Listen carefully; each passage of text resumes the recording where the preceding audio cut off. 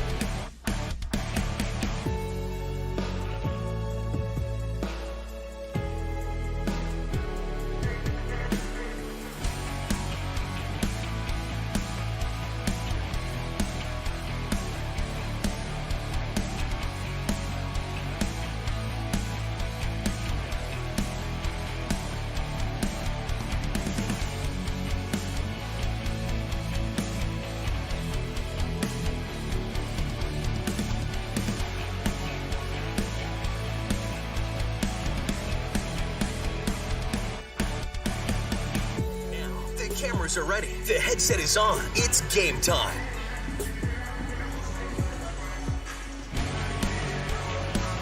Good afternoon, basketball fans, and welcome to Kindred High School. It's Saturday, January 8th. Some consider this championship Saturday. We've got some issues already here in Kindred with our camera not working. We're going to work on that here as we get going here, but welcome to Kindred High School. We are set for what we think is going to be a really exciting afternoon of basketball. It's girls basketball action followed by boys basketball action. A double header in place here in Kindred. The action will feature, first of all, the girls basketball game will be the visitors on the scoreboard, the number 3 ranked team in the state of North Dakota, the Grafton Spoilers. They have taken on the elements and traveled down I-29 to take on the number 1 seed in the state of North Dakota, the Kindred Vikings. We think it's going to be an awesome game. My name's Josh Almaris. I am joined once again by Nicholas Eggy, the Eggmeister Eggman. We are up in the booth. As I'm sure you can tell already that we're trying to figure out some camera issues that we're having early on, and we're going to try to work through that, but welcome to Kindred once again, where we got an exciting matchup underway, or about to be underway. We're in pregame warm-ups. Looks like tip-off's going to be in about 17 and a half minutes. So I think what we're going to do, Nick, is let's take a break and let's come back and see if we can figure out what's going on with this camera. But once again, welcome to Kindred High School for girls basketball action, followed right after by boys basketball action. It's the Kindred Vikings taking on the Grafton Spoilers. NAI North Central, a full-service commercial real estate company headquartered in Fargo, North Dakota. The team, led by owner and broker Randy Kramer, provides over 140 years of combined real estate experience. They are a member of the Fargo-Moorhead, North Dakota, and National Association of Realtors, assuring you that quality of service is maintained at the highest level. Integrity, consistency, and service are the earmarks of a successful firm, and NAI North Central embodies and exemplifies each one. Learn more at nainorthcentral.com. When grain flow becomes blocked in your bin, it can cause costly delays, safety concerns, and expensive equipment repairs. Superior Grain Equipment's premium unloading system, featuring their patented Blockbuster auger, keeps you and your equipment running safely and efficiently by breaking up blockages near the center sump gate to allow for continuous grain flow. Operated from outside the bin, the Blockbuster could be engaged independently from the sweep, eliminating the need to enter the bin to clear blockages. Superior products for superior bins. Only available from Superior Grain Equipment.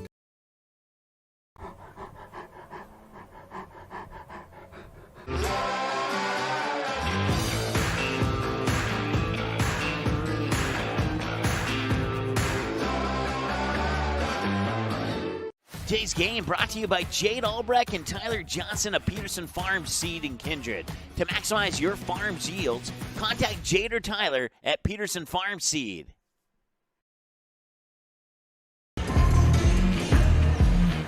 All right, folks, welcome back to Kindred High School. My name's Josh Almaris. I'm joined alongside Nick Eggman. Nick Eggman's busy right now trying to fix our camera issues, but We do have a pregame show planned for you, and we want to make sure we go through that, so you'll just have to kind of grin and bear our dark screen, as hopefully we can get that fixed.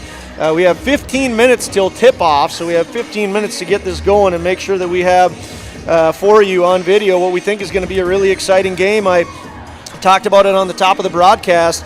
Two very, very good basketball teams about to tip off. It's a doubleheader today, but the first game of the afternoon, starting again just shy of 1 o'clock, 14 minutes and 50 seconds from tip-off. We have Grafton, the Grafton Spoilers, a number 3 ranked team in the state of North Dakota, taking on the number 1 ranked team in the state of North Dakota, the Kindred Vikings. I want to do a little preview of this afternoon's action to start off. For Grafton, they come into Kindred today with a 6-1 record. They have defeated Stephen Argyle. They have defeated Mayport, Clifford, Galesburg. They have defeated Hillsborough, Central Valley. They have defeated Oaks. They did take down the Central Cass Squirrels, who are currently ranked 4th in the state of North Dakota. And they have also defeated Midway Minto. So those are the 6 wins for the Grafton Spoilers. If you're wondering who their loss is to, it is to the number 2 ranked team in the state, 4 wins, Minnewacan. The Spoilers lost to them on December 7th by a score of 66-59. So they have played some outstanding competition. I had an opportunity to visit with their coach, Coach Sieben, earlier this week, and she was really, really excited about the schedule that the Spoilers have had the opportunity to play. They have played already the number 2 seed in the state. All right, we're back. We're up and running now, Nick. That's exciting stuff. But they played the number 2 seed in the state in 4 wins, lost a close one. They played the number 4 seed in the state, the Central Cass Squirrels. They defeated them by a score of 54-48. And now they're taking on the number 1 seed in the state, the Kindred Vikings. So you talk about a team that's getting a lot of experience. They also have Thompson on their schedule, the number 8 seed in the state. They play them here on January 18th. So you talk about a team that's going to get some experience, Nick. This is another fantastic opportunity for them. We like tough schedules, don't we? Yes, we do.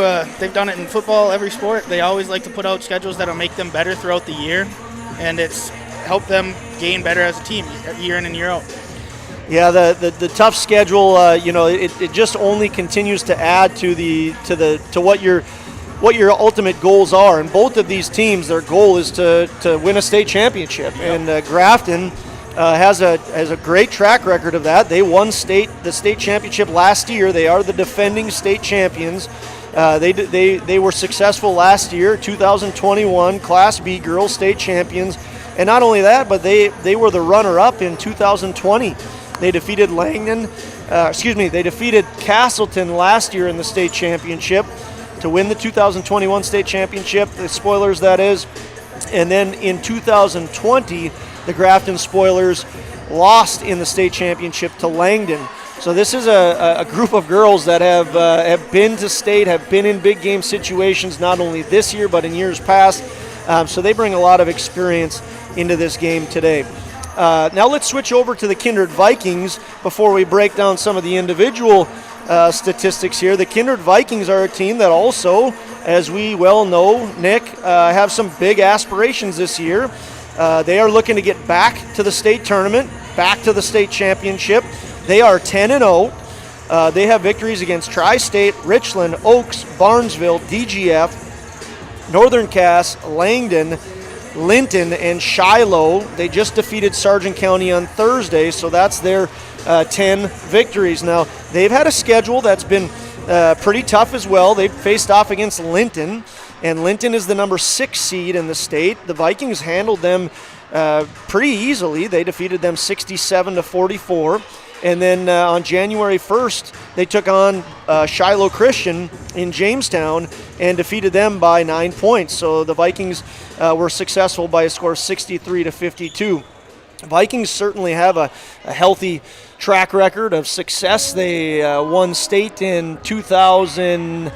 Oh boy, Nick, I should have this written down, but I can't find it in my notes right now.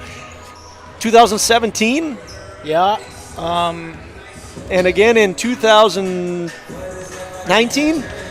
Well, we know that they've won it 2 times since 2017, and I'll be better at that. I can't remember off the top of my head right now, which is kind of embarrassing, actually. But anyway, the Kindred Vikings have been successful in the past. They've been to the state tournament. They're looking to get back to that state tournament. And again, they are ranked number 1 in the state of North Dakota. So rewinding back, it's the Grafton Spoilers, defending state champions, 6-1, taking on the Kindred Vikings, 10-0, undefeated on the year. They will be the home team. We're going to take a quick break. We'll take a closer look at each of the teams. We want to once again welcome you to the pregame show. Girls basketball action followed by a boys game. We have a doubleheader here. We'll be back in about a minute. For your remodeling and service needs on residential or commercial water heaters, sewers, drain cleaning, floor heating, and more, contact DJ's Plumbing and Heating in Castleton. The team at DJ's Plumbing and Heating has over 43 years of experience and is an officially licensed master plumber. DJ's Plumbing and Heating. Give them a call today at 701-347-5253 or visit them in person at 1002 Front Street in Castleton.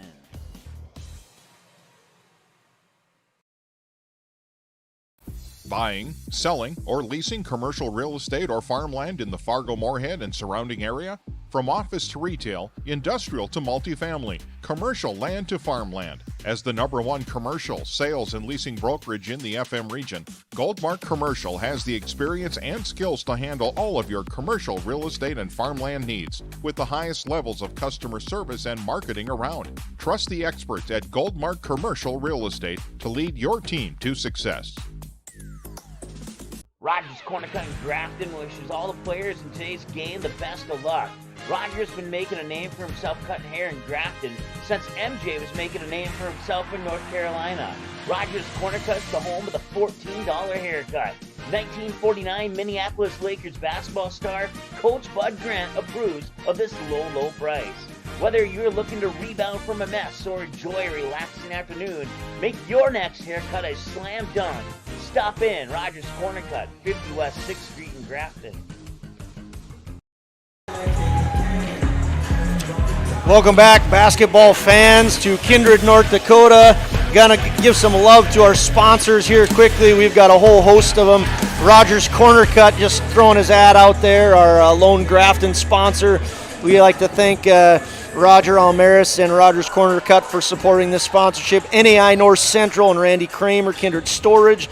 The Knickerbocker, it's a Saturday. There's going to be time to swing by the Knicker if you're looking for something fun to do after basketball action today. That place is packed right now with Bison fans. Bison are winning right now 35-0, so the Bison are off to a great start. By the way, Nick, our over-under is going to entail Bison for the first game. Nick and I have a little tradition of doing an over-under for every game, and we're going to use the Bison for today since it's championship Saturday. So if you're listening to us from the Knicker, thank you very much. Gotta Go Driving, Martinson Ag, those are amongst some of the sponsors we have today. Let's take a quick look at the individuals on each of these two teams. The Grafton Spoilers, their starters are going to be Reagan Hansen. She's a senior point guard, 3-year starter for the Vikings. Her dad, in case you're wondering, Mike Hansen, a very good basketball player back in his day. She's a senior, 3-year starter. She's been to the state championship twice. That's a pretty impressive resume, as have a few of these girls. She's a state champion last year, a state runner-up in 2020. Look forward to watching her. She's probably going to play at the next level. She's got colleges that are interested in watching her. She's also a heck of a softball player as well. So she's got some opportunities in each of those two sports, which we love in Class B. We love the multi-sport athletes. Ainsley McLean, junior, 2-guard for the Spoilers. She's 5'9". She's going to be, like I said, the second starter for the Spoilers. Jade Moe is the 3-guard, 6 feet. First-year starter for the Spoilers, but someone who has very much been a part of the state championship and state runner-up team. Cassie Erickson, small forward for the Spoilers. She's a senior as well, 6'2". Another young lady who's more than likely going to play at the next level. She has got opportunities at Wahpeton and some NAIA schools. And then a very familiar name in Spoiler land and across the state is Walker Demers, the big center, 6'3", 3-year starter. Again, her and Reagan Hansen have had lots of opportunities to showcase their talent. The USD commit, University of South Dakota commit, in Walker Demers. So there is some big talent on the floor for the Grafton Spoilers, and Viking fans, of course, know their path with the what the Kindred Vikings all entail. They have some outstanding athletes as well on the court. It looks like today's starters are going to be Charlie McQuillan, Jr., 5'6", and Casey Berner, another junior, 5'8". And then the three seniors, Abby Dukeshire. For those of you that don't know, she is an outstanding basketball player, has been Gatorade Player of the Year. She signed at the University of Alabama to play fast pitch softball, and you heard that right, the SEC, Alabama Roll Tide. That's where Abby Dukeshire is going to be pursuing her college career. She's going to play fast pitch softball for them. Tina Fryer, another one of the seniors, just signed at the University of Jamestown to play basketball.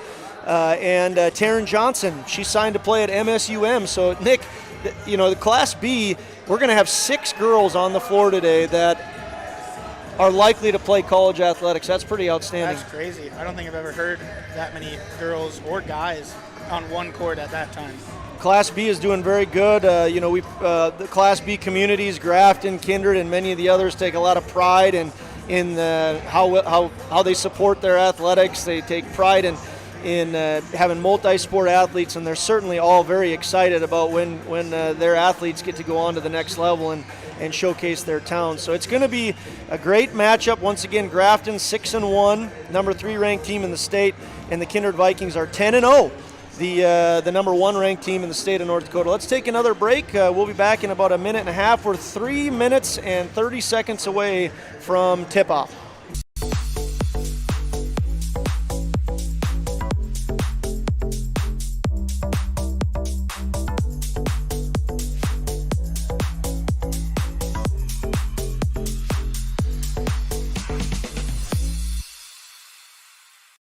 There's no question that yield is at the core of everything we do at Stein.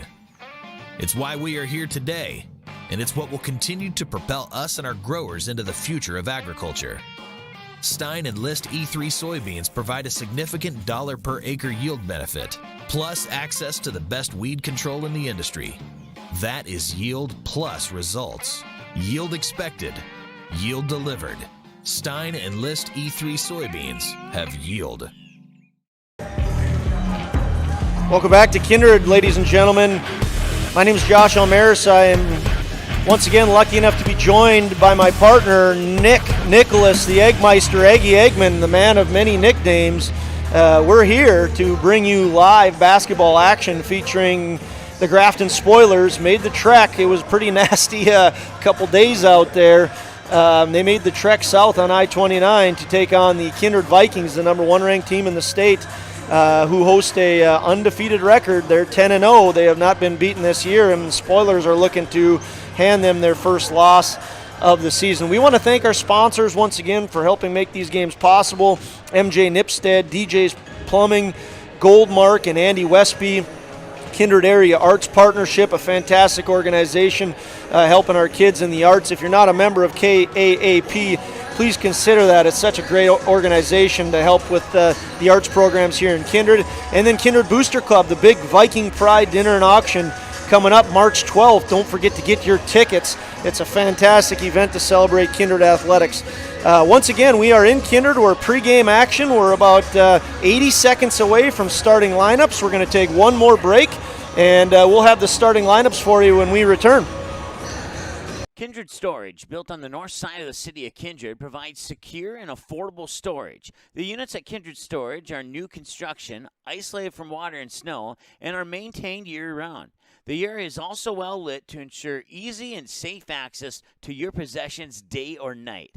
Call 701-428-3121 for unit pricing and more information. You can find Kindred Storage located on the north side of the airport in Kindred. The Knickerbocker in Hickson, North Dakota is the place for you and your friends to come and enjoy cold drinks, great food, and sports all under a friendly and fun atmosphere. Whether it's the Vikings, Twins, Wild, NDSU Bison, or one of your favorite teams, watch all the games at the Knickerbocker. Open Monday through Friday, 11 a.m. to 2 a.m., and Sunday, 12 noon to 2 a.m. You can find the Knickerbocker at 412 Main Avenue in Hickson, just a 10-minute drive south of Fargo. Take University Drive, head south until you arrive. Do you have a teen ready for driving lessons? Don't know what they need to do or when things need to be done? If busyness keeps you from driving with them, then Gotta Go Driving School is the place to call. Jeff Weber at Gotta Go Driving School has been teaching driving lessons to all age groups since 1991. Call Jeff at Gotta Go Driving, 238-0236. Jeff will tell you to start planning ahead now. Don't wait. Got a new driver? Then it's Gotta Go Driving School. Talk to Jeff or go online at gottagodrivingschool.com.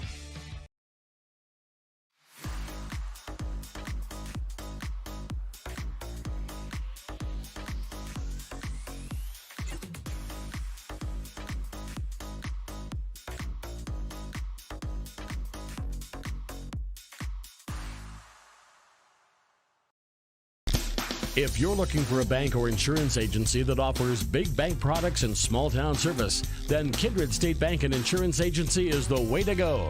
Live in or near the Kindred area? Stop in and chat with a friendly banker or insurance agent about all of the convenient services and features they offer. Kindred State Bank and Insurance Agency are your neighbors who are here to help you grow and develop. Kindred State Bank and Insurance Agency. Member FDIC, Equal Housing Lender. Online at kindredstatebank.com. MLGC's story began in 1906 in the rural communities of Enderlin and Cooperstown. Today, MLGC is a fourth-generation family-owned company that can deliver ultra-high-speed broadband, TV, telephone, and advanced business services to customers on a 100% fiber optic network. Now available in several rural communities, including Kindred. In an era of exploding technology, MLGC's goal is to deliver future technologies that make rural North Dakota a vibrant place to live and do business. Visit them today, MLGC.com. MLGC, moving you at the speed of light. All right, fans, welcome back. We just had the national anthem. We had Mr. Crane. He's really working on the floor down here. You missed him earlier. He was scrubbing away. That's probably the most exciting thing you missed so far, of course, other than the national anthem. There he goes. You're going to get it again. Mr. Crane working hard on that floor. Montana State sweatshirt on down there. I don't know what he's thinking. That's right. He could just take that sweatshirt off and use that to wipe up the floor, right? All right. We're going to turn it over to our PA guy, public address announcer Paul Quislin. Does a fantastic job for the Kindred Vikings. He's going to give us the starting lineup, starting with the Grafton Spoilers.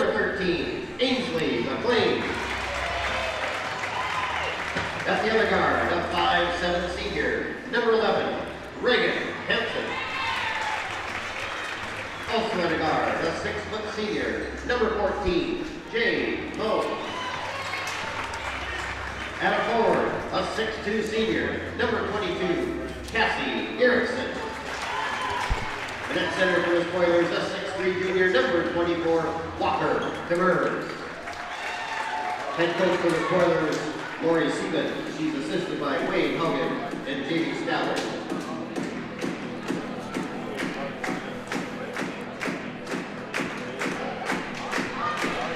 And now the starting lineup for your home team, Kindred Vikings. Starting in the guard, a 5'6" junior, number 0, Charlie Willis.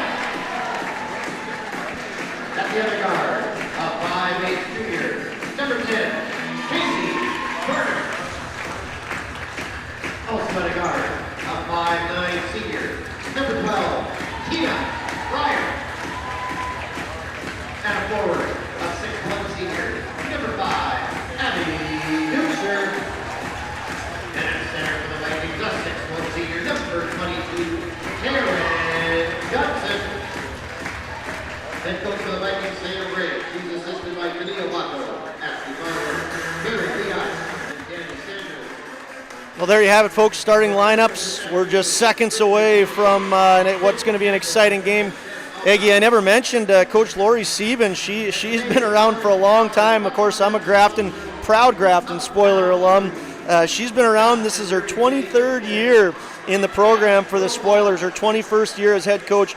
She's collected 345 wins. That's an impressive run for Coach Sieben.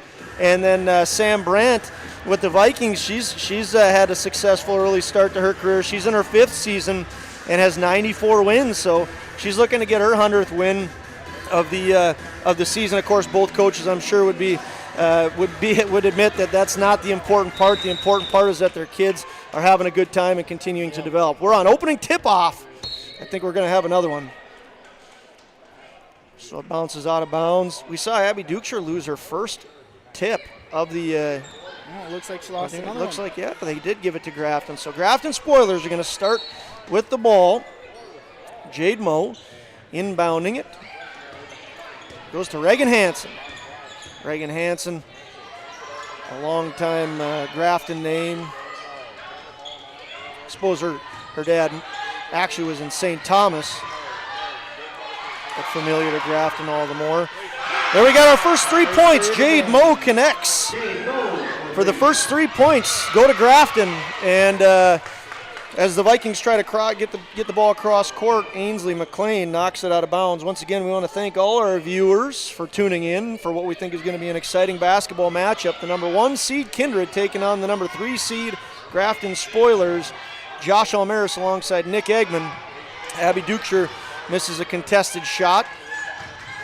I think we're going to see 2 good defenses today here, Nick. I think it's going to be a lot of full court press. See who can break it. Cassie Erickson for 3. It's the same exact spot that Jade Moe hit from, and the Spoilers come out shooting hot. 2 3-pointers for the Spoilers. They're up 6-0. That's what they did to Caston last year in the championship, too. They couldn't miss from the outside. Exactly right. And I know Grafton, they pride themselves very, very much in the defensive side of things. They're getting their hands up. They're not letting Taryn Johnson get that ball easily. And they've drained 2 quick threes. Jade Moe hits right away, and then Cassie Erickson follows it up. So it's 6-0 in favor of the Spoilers early on. We'll see how Kindred can answer defensively. But as we were saying in that championship last year, if I remember right, Nick, the Spoilers came out hot in the first quarter, and the Squirrels found themselves playing catch-up right away. Nice step back. Oh. Nice step back, but just a little bit short by Cassie Erickson. Rebound goes to the Spoilers, and here's Cassie Erickson with it again. Great defense by the Vikings, but the Spoilers get it back. Reagan Hansen driving, and they're going to get her called for the travel. So we can tell already, Nick, the intensity of this game is way different than any other game we've done this year on the girls' side of things. You can tell that each team wants this win really bad. They're going to come out and fight all day for it. Vikings are looking to respond. Fans are still standing because the Vikings have not gotten their first 2 points. Charlie McQuillan tries to get them to sit down, and she is not able. Taryn Johnson on the rebound and is fouled as she goes up for the attempt on the putback. So Taryn Johnson goes to the Runnings free throw line. She is a 65% free throw shooter, looking to sit the fans down here, and as the Viking tradition goes, and she's able to do so and connect on her first free throw. So the Vikings get their first points of the game, trailing 6-1. Taryn Johnson is good for both. She makes both shots. Vikings trail 6-2. So the Vikings stop the run. Spoilers looking to respond. Another, that is a quick move up, but an air ball by Walker Demers, kind of an uncharacteristic shot, and it looked like it went off the foot of a Spoiler, and the Vikings will have it back. Charlie McQuillan inbounds to Casey Berner, the 2 juniors. So the Vikings start 2 juniors and have the 3 big seniors as Ainsley McLean takes the ball away from the Vikings. Very quick offense for the Spoilers. Abby Dukeshire works a jump ball with Walker Demers. Those are 2 well-known names across the state of North Dakota. If you're a girls basketball fan. Looks like Sam Brandt just got teed up. I missed that. Yep, you are right. Sam Brandt, Coach Brandt. I didn't see what happened over there. Just I think that's ref Altoff turned around and gave her the tee. So the Spoilers are going to be at the Runnings free throw line after the technical foul called against Coach Sam Brandt. Vikings trail 6-2. Spoilers are looking to add to their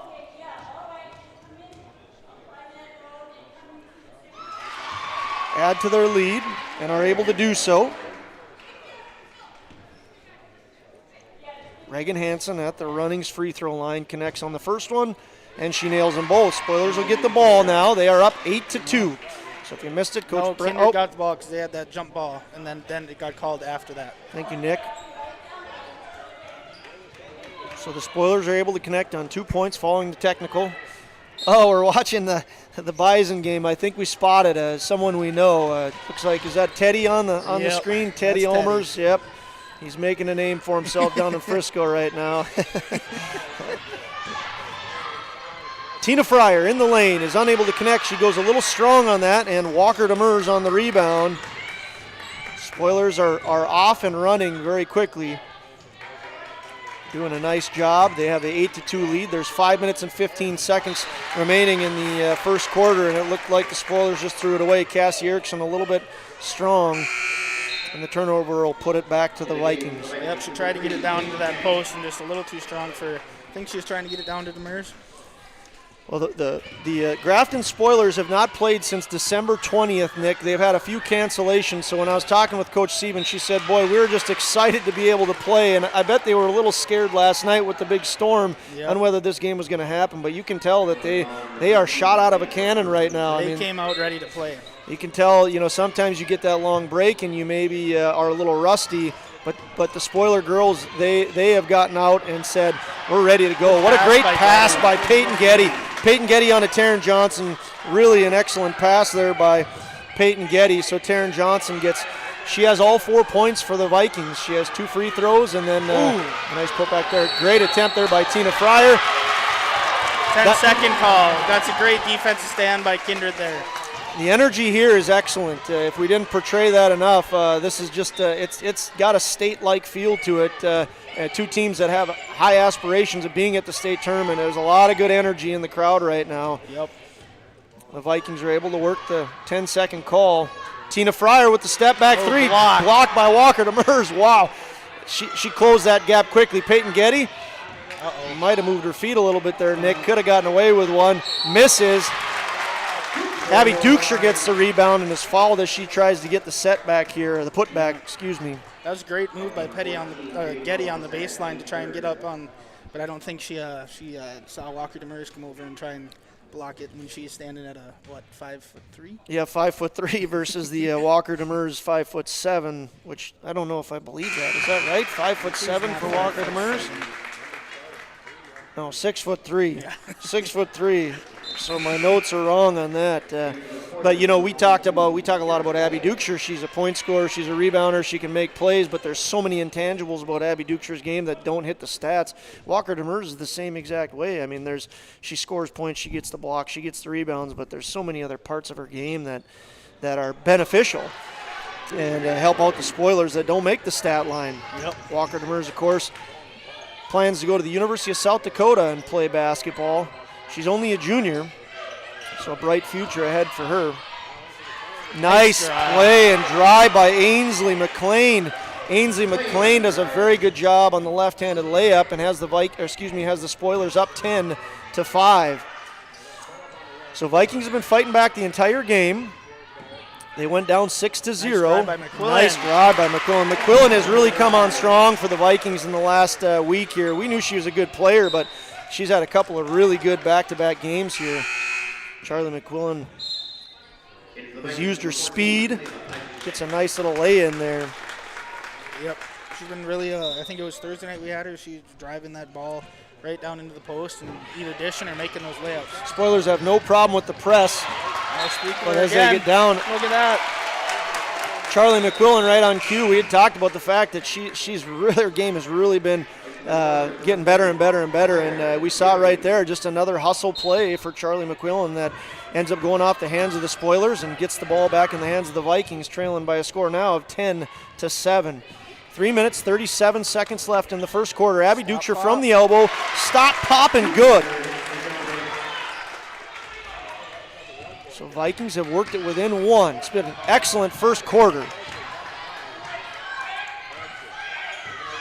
Reagan Hansen with the ball, moves to her left, left-handed layup. Great move, great shot, just not good enough. Walker Demers on the rebound. There's a fight down low. And look at that 8th grader, Layla Eisenshank, That's a girl we've talked a lot about this year as They well. called a foul.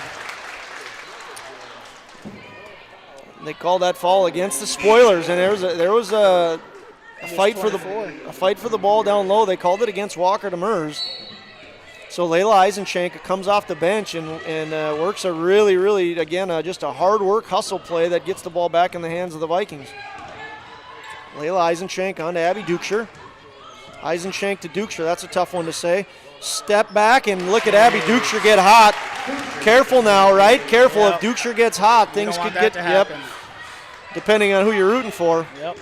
Dukeshire has a quick 5 now, and the Vikings have taken their first lead of the day, 11-10.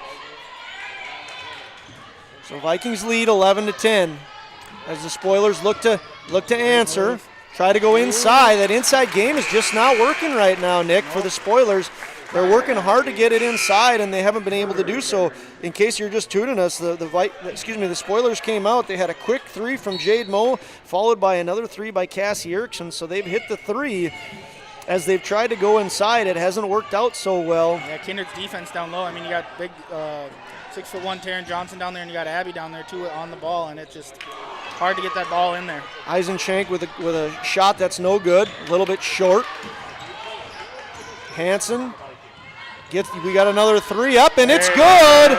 Ainsley McLean. So we just talked about the fact that the Spoilers are having a tough time getting the ball down low, but the 3-point line is working well for him as Ainsley McLean connects and gives the Spoilers a lead.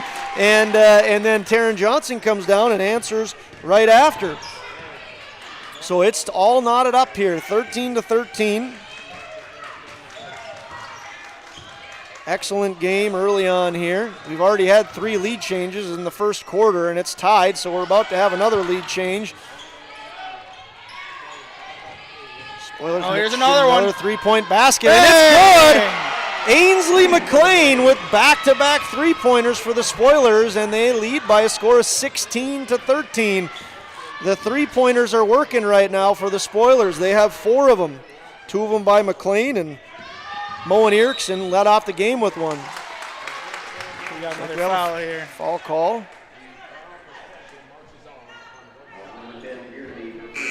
16-13, Spoilers lead. If I'm not mistaken, I don't think Grafton's missed from outside the arc yet. I believe you're right, Nick. I hope I just didn't do the announcer jinx here. I think you're allowed to say those things as announcers. You're just not allowed to say it as a coach or as a player. I think anyway. Abby Dukeshire dribbling in the middle of the lane. Punches it out. Charlie McQuillan up for 3. No good. Dukeshire after the pass gets the rebound and tries to put it back up, and she's fouled. You know, we've seen a lot of games where the 3 big seniors for the Vikings, Fryer and Dukeshire and Johnson, they've gotten opportunities to get some rests and things like that. I'm kind of excited to see if they can play most of this game and how they handle that. It's going to be a good test for the Vikings to see how their legs hold up on a full game. I don't expect it's going to hurt them too much. I think they're all such fierce competitors that it's going to be a great challenge for them. If Abby had a choice, I don't think she'd ever come off the court.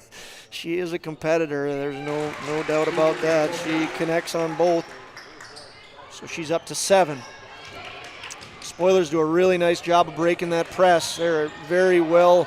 That's Reagan Hansen who comes up short on the 3.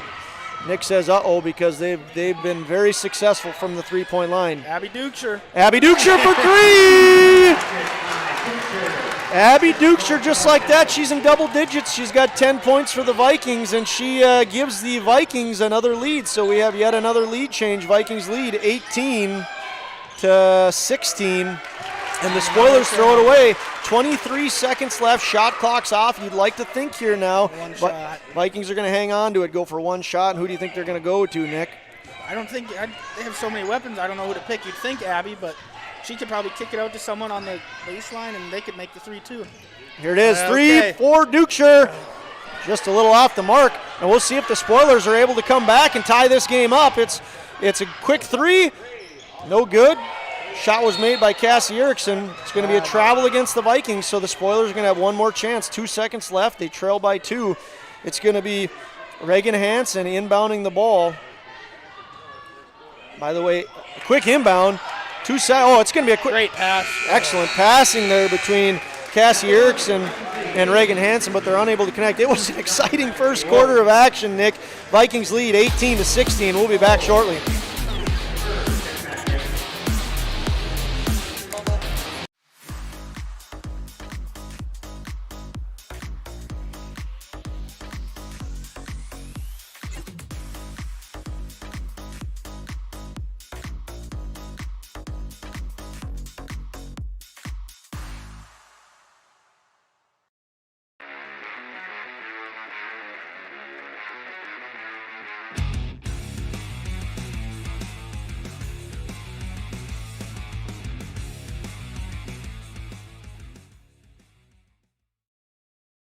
Kindred Storage, built on the north side of the city of Kindred, provides secure and affordable storage. The units at Kindred Storage are new construction, isolated from water and snow, and are maintained year-round.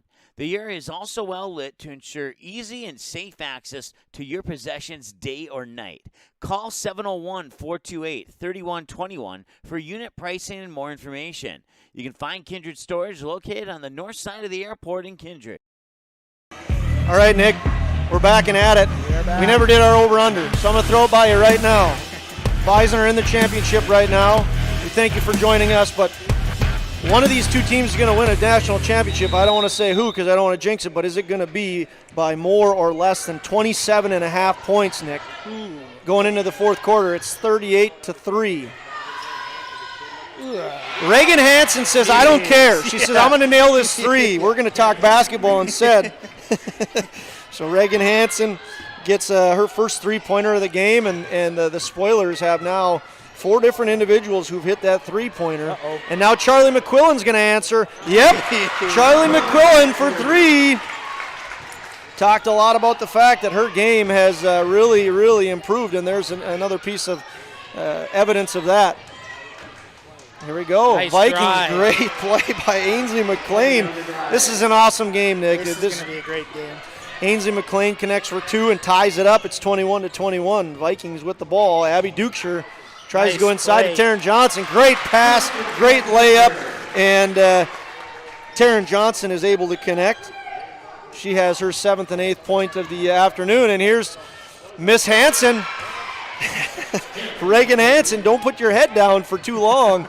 Hopefully my stats I'm able to keep up with them. Reagan Hansen connects and ties the game back up. Charlie McQuillan for 3, in and out. Great shot, great look, just not able to go. Spoilers quick down the court. Oh, and they throw it away. Okay, Nick, you got to make a decision. 27.5. I think it will be over that. Okay, so the winner is going to be over a lead of 27.5. I'm not betting my house this time. All right, half of the house. No. Spoilers and Vikings are knotted up at 23. Vikings have the ball. Dukeshire with the pump fake. Taryn Johnson saves it for the Vikings. Great save. Down to Peyton Getty. Tries to go inside to Dukeshire. Oh, nice play. Just again one of those athletic plays that don't reach the stats. Charlie McQuillan goes to her left. Working. Nice up and under. Nice play. Ainsley McLean was guarding her very, very well, and Charlie McQuillan moved her feet excellently and puts the basket in for 2 more. Vikings lead 25-23. And Ainsley McLean now says, I'm going to make a nice play. She ties it up 25-25. Boy, there's a lot of fantastic athletes out on the court. We had talked on the top of the broadcast. There's 6 girls out here that are planning to play college something. In Class B, that's just outstanding. Walker Demers takes on Dukeshire. That's number 7, too. Should be going to the line now. And I think that's Walker Demers' second foul. Oh, her first foul. I thought there was a foul. I think it was on 42. Okay. So Walker Demers picks up her first foul. Layla Eisenchenk, the 8th grader, checks in for the Vikings. Just a lot of talent out on the court right now. Like I had said, 6 girls planning on doing something collegiately when it comes to sports, whether it be softball or basketball. Abby Ducher nails the first of 2 from the Runnings free throw line. And then, of course, there's some young girls that I'm sure, have college aspirations of playing and, doing different things too. So 6 at the minimum. 5 of them are seniors. Walker Demers is the only junior that's already committed to University of South Dakota. So a Division I basketball player. There's one fully foul on Ducher there. And that's a frustrating one. Long ways from the basket, but when you've got 2 teams that take such pride in, and it's her first foul, but they take such pride in defense, you can't fault that aggressiveness. I mean, that's what you want. Defenses need to be aggressive to make it happen, so sometimes you get those fouls. What a nice play, and switches hands underneath the basket. I tell you what, Ainsley McLean is having a great game. She's just a junior, and she is playing very, very good. I'm impressed by Ainsley McLean. Walker Demers with a steal. Taryn Johnson tries to come back, but she fouls Walker Demers, and Walker Demers will go to the line. That's only her first 2 points of the day here, I believe. Is that right, Nick? I think so. And she's going to get to go to the line as well as the Spoilers take the lead 29-27. Vikings call a timeout. It's 29-27. Spoilers over the Vikings. It's a full timeout. When we come back, Walker Demers is looking to complete a 3-point play.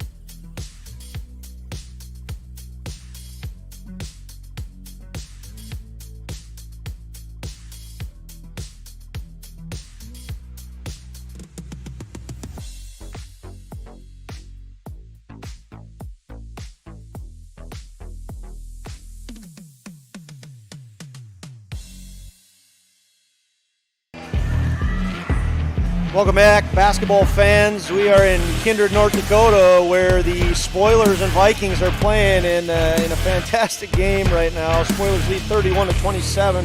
5 minutes and 14 seconds left in the second quarter. Walker Demers just made a fantastic steal and basket, was fouled on the play, looking to complete the 3-point play. And she's able to connect. So the Vikings trail 27-32 to the Grafton Spoilers. It's a matchup of the number 1 seed versus the 3 seed. Vikings looking to stop the bleeding here a little bit. Grafton's gone on a run, 32-27. A foul called down low. Once again, my name is Josh Almaris. I'm joined here by Nicholas Eggman. That's Demers' second in this quarter. Walker Demers just picks up her second foul. Grafton's 8th in the first half. So team fouls are 8-2 right now. 9-2, excuse me. They just put 9 on the board, so we might be off.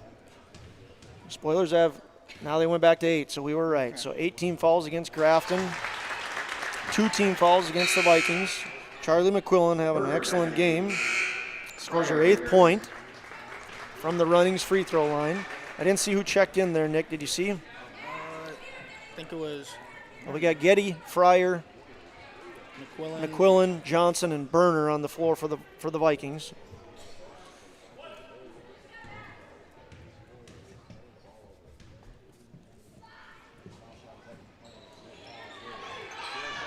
McQuillan unable to connect on her second free throw. Spoilers get the rebound. Reagan Hansen, long two here, long two, and it bounces a little strong. Nice rebound there by Kira Cole. Kira Cole going to the line for the Vikings. I had her listed as number 23. That's obviously wrong. It's 42. I was confused for a second there. So Kira Cole going to the line for the Vikings. Vikings Spoilers have Cole, Erickson, Hansen, McLean, and Jade Moe on the floor. For the Spoilers. For the Spoilers, excuse me. Kira Cole, 0 for 2 at the line. So she's not able, and the score, by the way, was wrong on the scoreboard, so it is 30-28. Okay, that's what I thought I had. I was wondering the same thing, but was afraid to say so. So we were once again right. Issues at the desk. A fight for it at center court, and Cole was able to come up with it, gives it to Jade Moe, and it's back in the hands of Cole. Reagan Hansen slows things down, goes to Ainsley McLean. Ainsley McLean's really having a good game today. Spoilers moving around the perimeter. Look, just the movement and the intensity of each team is great. There's a three-point basket for Reagan Hansen, her second three of the day. She's hit from that spot twice now, so Reagan Hansen. Nice pass inside. Great pass and great play. Excellent job. We've seen that a lot with the Vikings. Taryn Johnson inside and does a very good job of laying that in. So it's 33-30 in favor of the Spoilers. Reagan Hansen trying to get across half court. In the hands of McLean. McLean drives to the basket, guarded by Getty. Looks like she traveled, and she did. Dukeshire checks in for the Vikings. Vikings trail 33-30. Spoilers they came out quick. They were up 6-0, and the Vikings fought back. There's been 10 lead changes in this game already, and we're not even through the first half. You see both teams just defensively. Hands are up. Every shot is contested. It takes so much pride in their defense. It's really fun to watch. Thing is, they're having this great defense, but both teams are still nailing these shots with hands in their face. Yeah, there's a really tough shot by Berner, and looks like the Vikings are going to get called for a foul. It's Taryn Johnson. And one of those, again, where you say, okay, it sucks that you fall that far away from your own hoop, but you can't fault the aggressiveness, which these two teams are both defensively sound teams. And like you said, there's 63 points that have been scored, but they've all been contested or hard-fought points, you might say. So just a fun game so far. McLean up top. Hansen going to try for another. Just a little bit short. Berner maybe waited a little long on that rebound, but she's able to pick it up, and she's going to go the length. Pass on to Getty for three, and it's good! Peyton Getty from the corner. I think the Vikings just got lucky with that one. I think Berner double-dribbled over in that corner there. So it's all knotted up, 33-33. Peyton Getty ties the game, and the Spoilers and Vikings see themselves not at 33. We're going to take a quick break. How you overcome challenges as a farmer is what defines you. At Mustang Seeds, it's what defines us. This year brought heavy drought, late-season storms, and hail. Now is the time to savor the harvest weather and reap the rewards of the blood, sweat, and tears we've put into our fields.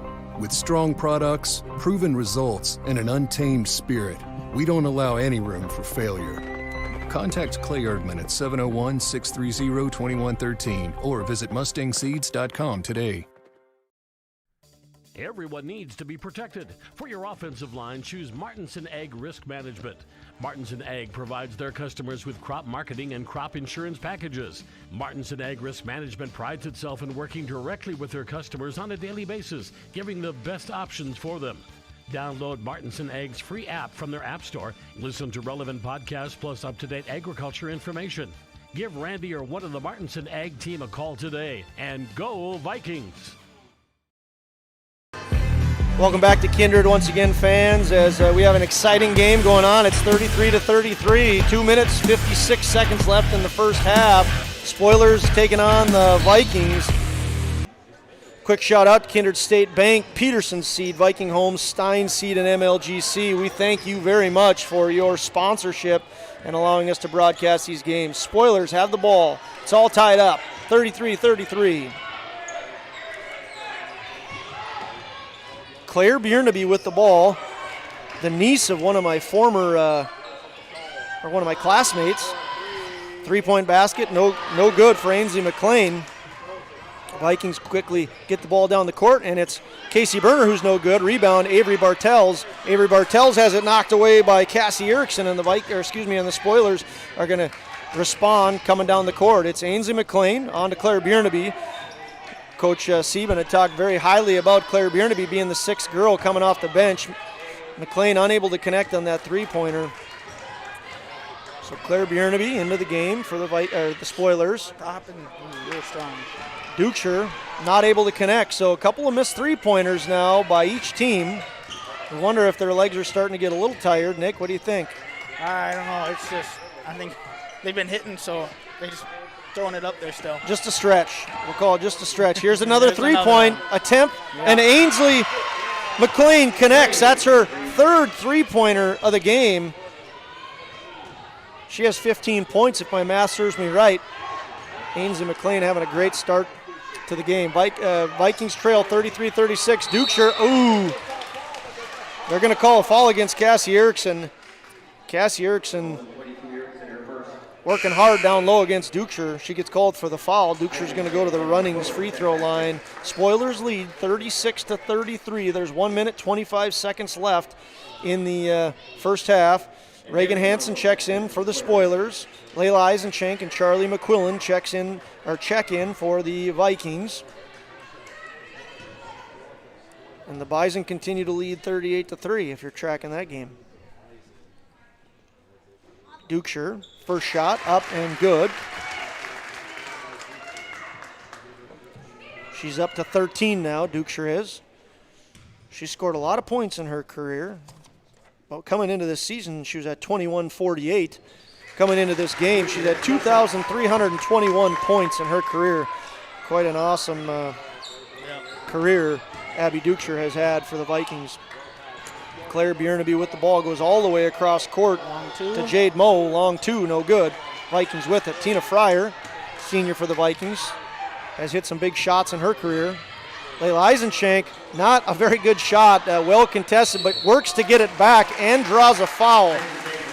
Layla Eisenchenk, one of the things that we've been very impressed with from her, Nick, we've talked about it, is just her hustle. Just an 8th grader. She does not act like an 8th grader out on that court. Fearless young lady, goes to the Runnings free throw line and is unable to connect. Spoilers lead 36-35. Vikings looking to try and tie this. We're hoping we're going to get an interview here at halftime. We've got a few things we're hoping we can have accomplished for you. We're upping our game. The Aggie and Almera show, we're trying to up it a little bit. Coach Whale, we're hoping to get him in at halftime, talk a little boys basketball. It's a girls and boys doubleheader. We've got them both for you here at Magnitude. Spoilers turn the ball over. Score's knotted up 36-36, 54.1 seconds left in the first half. Tina Fryer with the ball. She's going to run the floor. Goes to her left. Teams are definitely looking a little more tired, Nick. Yeah, I think you're ready for halftime here. It has been an intense battle. Both teams have been working their butts off. It's been an awesome first half of action, but you can tell these girls are tired. Spoilers have had some big games this year. They played the number 2 seeded 4 Winds and lost. They played the number 4 seeded Central Cass Squirrels and defeated them. So they've had some big games. Yep. The Spoilers played Linton and Shiloh, both ranked as well. Spoilers have the ball. Nice shot attempt there by Cassie Erickson, but it's no good. 27.5 seconds remaining. What are we calling here, Josh? I don't know what. You know what? I didn't see. I saw them get Spoilers get the rebound, but I didn't see what the call was. And it looked like the Vikings were cheering. I think it's a foul on Kindred. Well, that's what I would have expected early on, but the Vikings stood up and cheered. So it's a foul against Dukeshire officially, and the Spoilers will have the ball. 27.5 seconds left. There's 5 team fouls for the Vikings, 10 for the Spoilers. So nobody gets to go to the line yet for the Spoilers. Down low, Ainsley McLean, wide open three for Hansen, and it's good. Spoilers take another 3-point lead. Reagan Hansen is able to connect for her third three-pointer of the afternoon. Spoilers lead 39-36. Shot clock's off. Vikings looking to do one more shot. Charlie McQuillan dribbles to the middle. It's going to be an offensive foul against Fryer. And I saw that happen, Nick. I don't disagree with that one bit. I think that Tina just got a little bit under her person, was moving her feet. So the Spoilers are going to have a chance to add to their lead. 6 seconds and counting for the Spoilers. and they're up by 3. 2, 1, does not get the shot off. The shot is not off, and boy, oh boy, was that an exciting half of action. Vikings are leading 39-36. We're going to take a little break here. We're going to talk about this half, and then we're going to hope to get Coach Whale up here and talk a little boys basketball sometime in this halftime. We'll see you back here shortly. Rogers Corner Cut in Grafton wishes all the players in today's game the best of luck. Rogers has been making a name for himself cutting hair in Grafton since MJ was making a name for himself in North Carolina. Rogers Corner Cut is the home of the $14 haircut. 1949 Minneapolis Lakers basketball star Coach Bud Grant approves of this low price. Whether you're looking to rebound from a mess or enjoy a relaxing afternoon, make your next haircut a slam dunk. Stop in Rogers Corner Cut, 50 West 6th Street in Grafton.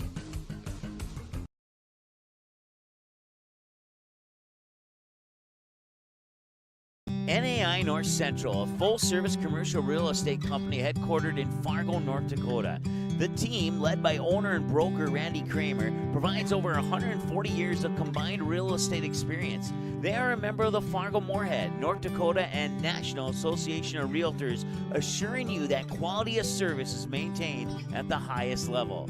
Integrity, consistency, and service are the earmarks of a successful firm, and NAI North Central embodies and exemplifies each one. Learn more at nainorthcentral.com.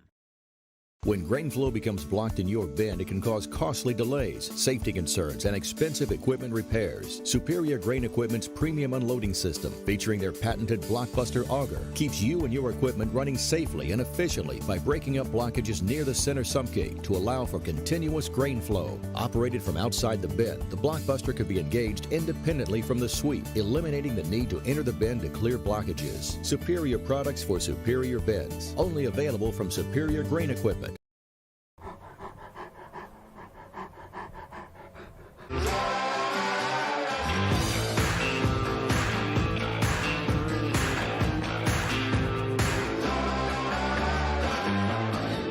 Today's game brought to you by Jade Albrecht and Tyler Johnson. Okay, that's what I'll lead off with. Welcome back, fans. We're in Kindred, North Dakota for what's been a fantastic game. We're very lucky to be joined by. It's our first interview, Coach Will. First interview for the Eggmeister and I. So we've got Coach Will, Kindred Vikings basketball coach, the boys basketball coach. Coach, you've been watching this game. What do you think so far? I've been thoroughly impressed with the tempo and the skill set that these kids have on both teams. They pass it well, they can handle the ball, they're shooting the ball well, and it's really, really up-tempo. It's been fun to watch so far. Yeah, it has. There's a lot. We talked on the broadcast, there's 6 girls on the floor that are planning to play some sort of college, whether it be basketball or softball. Of course, we know Dukeshire is going to play softball, and two others in Kindred that are going to go on and play basketball, 3 from Grafton that are playing on basketball, including Walker Demers going to USD. She's just a junior. We know that you've had some college athletes. Have you kept track of your guys from last year? Matt Pearson at UND playing baseball, Ethan McKinney playing football at UND, Eli Heinrich at the University of Mary playing football, and Gavin Keller at Concordia College. You kept track of any of those guys and know how they're doing? I have been texting them a couple times this fall and early winter. All seem to be doing fine. I think it's a different level of competition, so they have to get bigger and stronger to get some playing time. Yeah, it's. We talked just as a Class B schools, we're so proud of our athletics in general, and then seeing those kids go on to the next level is always so much fun. So let's talk about that group from last year. You guys are the defending state champions this year, had a fantastic run. Congratulations once again on just an excellent season last year. How has that affected this year's group of boys, that 2021 state championship? How's it affected them that they know they got to defend that title? Well, we kind of said we need to embrace the target. We know it's a different challenge each and every night. We're going to get teams' best shot. And the kids know that. They have to rise to the occasion, rise to challenge, and know that last year is last year, and we got a new season, we got new personnel, and we got to move forward. How you feel like they're doing so far? You guys are 5-0. You got a big game coming up here against Grafton. We're excited to, 5-1. Had a real tough game against Hillsborough Central Valley, close 1-point loss that you guys played really tough in. But how you feeling about the group so far? Are you happy with how they're progressing? I am. Big thing is getting healthy. We're getting Jaden Peraza back. He's played the last couple games off the bench. He's looked really good. We're waiting for him to get fully healed. And we've had a lot of sickness. I know a lot of other teams have had that too. So those are kind of two big keys moving forward, is getting healthy and staying healthy for the stretch run. Now, when we think your boys' basketball team, a lot of people might think dunks, right? A couple more last night. Paul Olsen, Jaden Peraza. How many did Paul have last night? Did he have three dunks last night? You like the dunks, Coach Will? I do like the dunks. but speaking like a true Kindred Viking, that I've been here for 14 years now, and when I think Coach Will basketball, I think defense. You pride yourself in defense more than anything. Is that right, Coach? I do, and the kids know that. And I think so far we've been playing really good defense. I think the highest point total we have given up is 45, and that was for Hillsborough, and we had multiple opportunities to win that game. So yes, I think our defense is still kind of the key for us. We think it oftentimes leads to our offense, and we haven't been shooting the ball that well, but we really feel like we've had good looks. They're just not dropping consistently yet. Well, as a fan of, I said to the Grafton coaches, I said, my two favorite teams are out here. I'm a spoiler, of course, that's where I graduated from. But as a fan of the Vikings, I love watching your defense. Maybe you can give some insight. I don't want you to give away any of your deepest secrets, but you guys shut down Bronson Walter last year against 4 wins. Huge guy who was very successful. You've had the Hurlburt twins that you faced many times. You're going to have to face them again this year. You've got I've seen you've shut down Oak Grove teams that are incredibly talented. What's some of the main defensive things that you preach to your guys? Well, we do something at the beginning of practice called points of emphasis. And 2 of the categories that we emphasize are defensive categories. One is ball pressure, and the second one is rebounding. So we don't like to give other teams second, third, fourth opportunities. We want to limit them to 1 shot each possession. I know there are times where we give up offensive rebounds, but those are 2 things that we really pride ourselves on. Yeah, you think about some of the grittiness that your guys have had. Might not be the biggest guys, but they worked their butts off. I think of Eli Heinrich last year and how he just battled down low, had a bloody nose in his final interview, and Matt Pearson stepping up big. We want to congratulate you and let you know how much we appreciate all you do for Vikings basketball. Any closing comments? You got a prediction on what's going to happen in the second half, or you want to hold that to yourself? All I'm going to say is I think this is a great game for both teams, win or lose. I think these are 2 of the better teams in the state of North Dakota that I've seen to this point, and I don't think there's anything but good that comes out of it, win or lose, for both teams. Absolutely. You got the number 1 seed taking on the 3 seed. It's had a state tournament kind of feel to it, and I couldn't agree more. So once again, Brad Whale joining us up in the booth. We're very thankful for his time. Nick and I, our first interview, so it's an honor as always, Coach Whale. Good luck today. Yeah, thank you. Yep. Thanks, guys. All right, we're going to take a quick break. We're about 2 minutes away from second half action. We'll see you back here shortly. For your remodeling and service needs on residential or commercial water heaters, sewers, drain cleaning, floor heating, and more, contact DJ's Plumbing and Heating in Castleton. The team at DJ's Plumbing and Heating has over 43 years of experience and is an officially licensed master plumber. DJ's Plumbing and Heating. Give them a call today at 701-347-5253 or visit them in person at 1002 Front Street in Castleton. Buying, selling, or leasing commercial real estate or farmland in the Fargo-Moorhead and surrounding area? From office to retail, industrial to multifamily, commercial land to farmland. As the #1 commercial sales and leasing brokerage in the FM region, Goldmark Commercial has the experience and skills to handle all of your commercial real estate and farmland needs with the highest levels of customer service and marketing around. Trust the experts at Goldmark Commercial Real Estate to lead your team to success. Welcome back to Kindred, folks. Nick just had to clarify that it was my first interview because I hogged the mic, So I'm going to turn it to Nick right now. Nick, what did you think about that first half? That first half was the best first half I've seen in basketball in a while. Both these teams are, like you said throughout the broadcast, great defensive teams, but they're both finding ways on offense to get the ball into that basket. And the three-point attempts by Grafton that are falling, we can see here they're 8 of 10. They've only missed 2. and Kindred's 3 of 6 too. They're both getting to the basket. It's very evenly matched, and I'm hoping to see another track meet in the second half. Yeah, don't be deceived by the score. 39-36 might lend you to believe that this is just an offensive battle, and it certainly is. There has been, if there's any fault in the D, they have left the three-point line open, but it has been a slugfest to get that ball down low. Spoilers leading this game right now, 39-36. Their leading scorer is Ainsley McLean, the junior. She's been impressive early on. They have 13 from Reagan Hansen. Both McLean and Hansen have 3 3-pointers, so they've led the way for the for the Spoilers. And then for the Vikings, Abby Ducher with 14 and Taryn Johnson with 10, so they've led the way for the Vikings. Because of the interview with Brad Will, we're not going to get a real long breakdown of that first half, so we're going to get going right away here. We've got the Vikings with the ball, trailing 39-36, beginning of the third quarter, and the Spoilers quickly turn over the Vikings.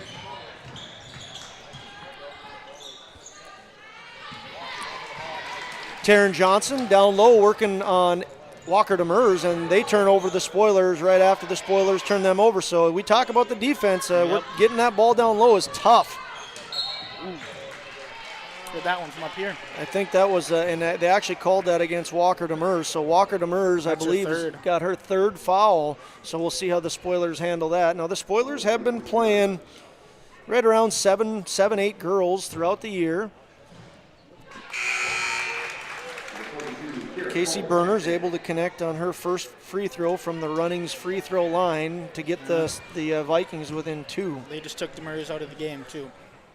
Did you see who they checked in? 42. Okay, 42, so that would be Kira Cole. Still getting the hang of this. My name's Josh Almaris. Nick Eggman joins me. I put my head down and missed something in this game. Taryn Johnson got the rebound, then threw it off a Spoiler player to get it out of bounds, so she's kept the ball. Good hustle play by Taryn Johnson. So the Vikings. And another foul. That's a frustrating one there. I mean, I know we talk about being aggressive, but that might have been Tina Fryer being just a little too aggressive, way too far away from the basket. I think she's just frustrated she didn't catch that pass. Tried to go back and get that ball and got a little too handsy. Well, once again, we want to thank Brad Whale for joining us in the booth. That interview was a lot of fun, and he's been around basketball for a long time. So Nick and I, we talk about how exciting of a game this is. To hear Brad Whale say this is one of the best games he's ever seen means a lot. I mean, this is a fantastic girls basketball game.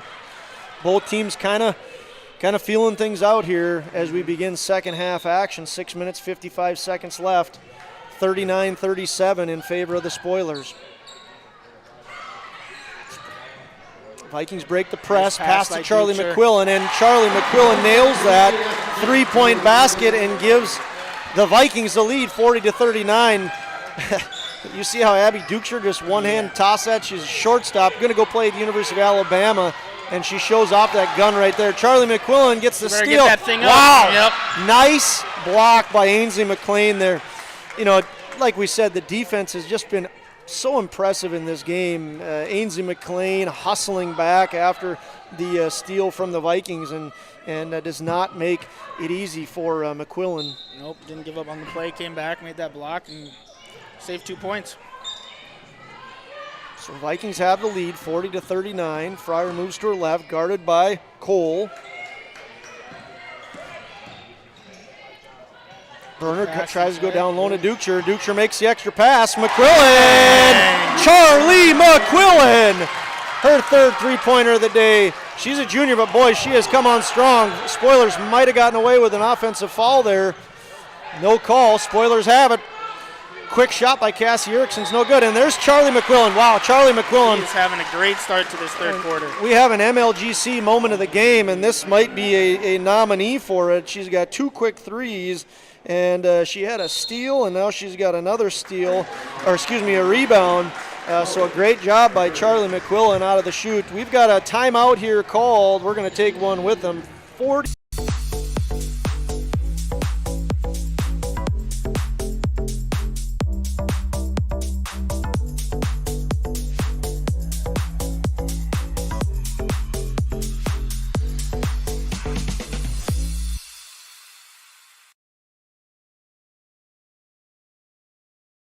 There's no question that yield is at the core of everything we do at Stein. It's why we are here today, and it's what will continue to propel us and our growers into the future of agriculture. Stein Enlist E3 soybeans provide a significant dollar per acre yield benefit, plus access to the best weed control in the industry. That is yield plus results.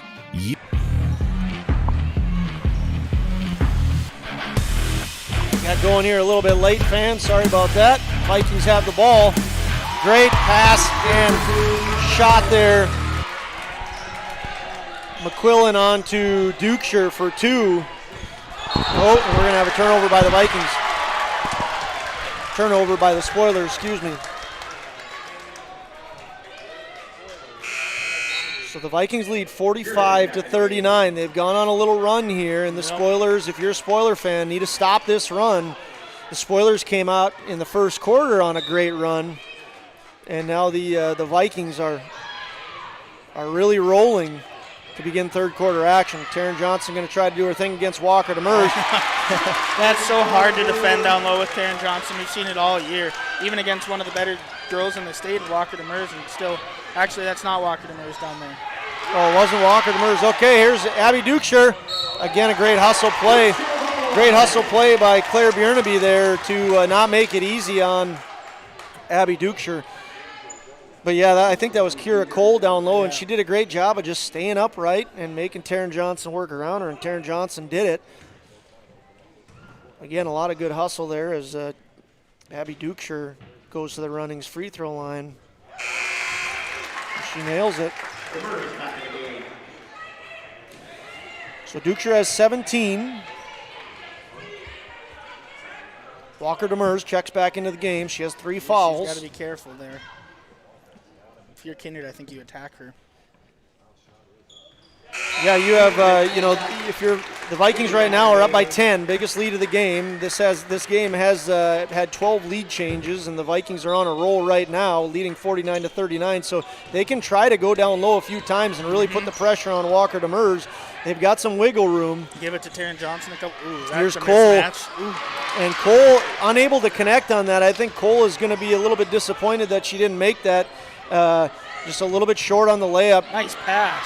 That was a phenomenal. Left-handed layup by Taryn Johnson is outstanding. Great job by Peyton Getty of getting the ball to her. But the Vikings right now are really firing on all cylinders as they see their lead grow to 12. Touched it too out on Demers. And it's going to go back to the Vikings. So maybe a timeout by the Spoilers coming. They're trailing by 12. We'll see how this offensive possession goes for the Vikings and look to see what the Spoilers decide to do. It's 51-39, in favor of the Vikings. The Vikings really off and running in the third quarter here. Charlie McQuillan, well defended. That's Walker Demers. She's not going to get too aggressive. She stands upright and holds her ground. Charlie McQuillan with a tough shot that's no good, and the Spoilers have it. Walker Demers up top, guarded by Taryn Johnson. Reagan Hansen up on the three-point line, on to Claire Bjornaby, to Demers. Vikings faithful, getting loud. Yep. 10 on the shot clock, 4:05 on the game clock, third quarter. Nice Walker move. Demers, wow. What a great play by Walker Demers. There's no doubt that USD is going to be getting a good Class B North Dakota girls basketball player in Walker Demers as she goes to the left hand. Charlie McQuillan, jump stop to Casey Berner. Looks long. Way too deep, and Cole on the rebound. Going to be Reagan Hansen with the ball. Reagan Hansen, scrappy Getty, getting defended by 2 Vikings. Claire Bjornaby almost able to save that ball, but just unable to do so, and the Spoilers turn it over to the Vikings.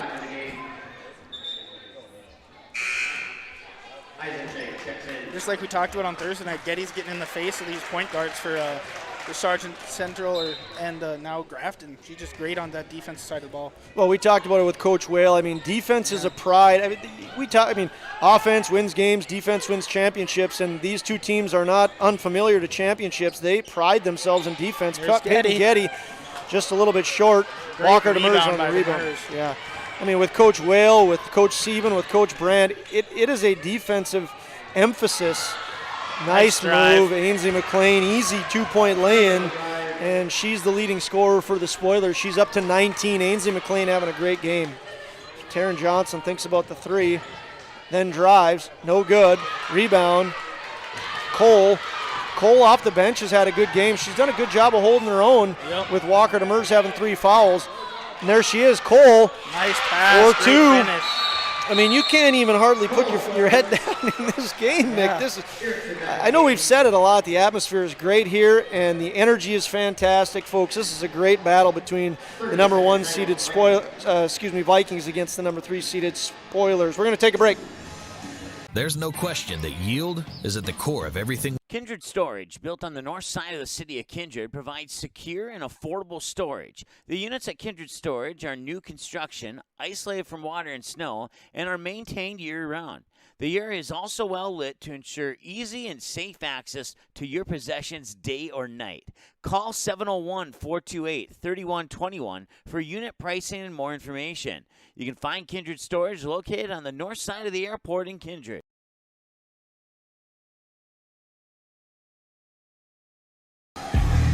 Welcome back, fans, to Kindred, North Dakota. My name's Josh Almaris, and I'm joined alongside Nick Eggman. We've got a great game going. Vikings lead the Spoilers by a score of 51-45.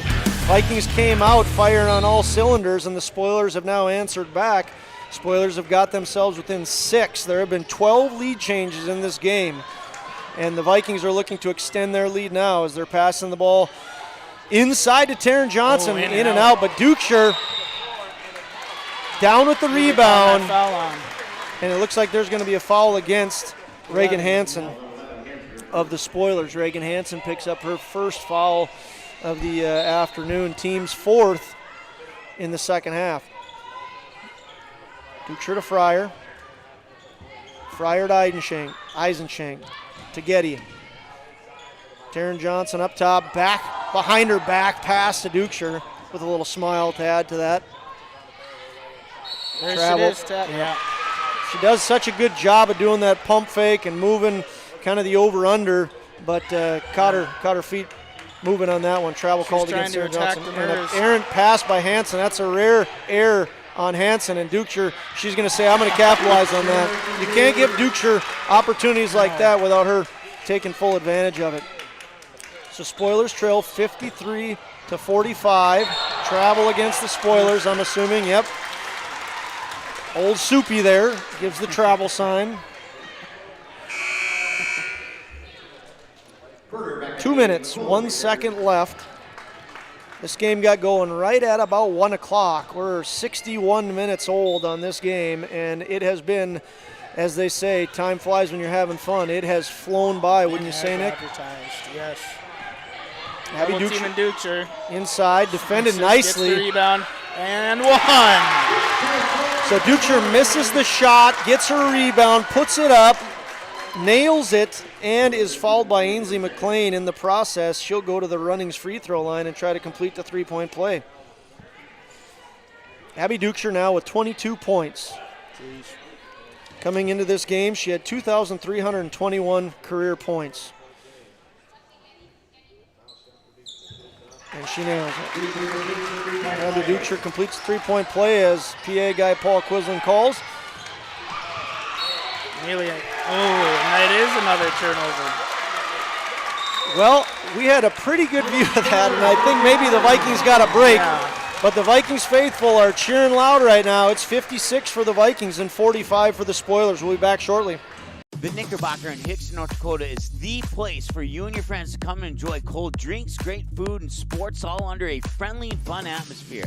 Whether it's the Vikings, Twins, Wild, NDSU Bison, or one of your favorite teams, watch all the games at the Knickerbocker. Open Monday through Friday, 11 a.m. to 2 a.m., and Sunday, 12 noon to 2 a.m. You can find the Knickerbocker at 412 Main Avenue in Hickson, just a 10-minute drive south of Fargo. Take University Drive, head south until you arrive.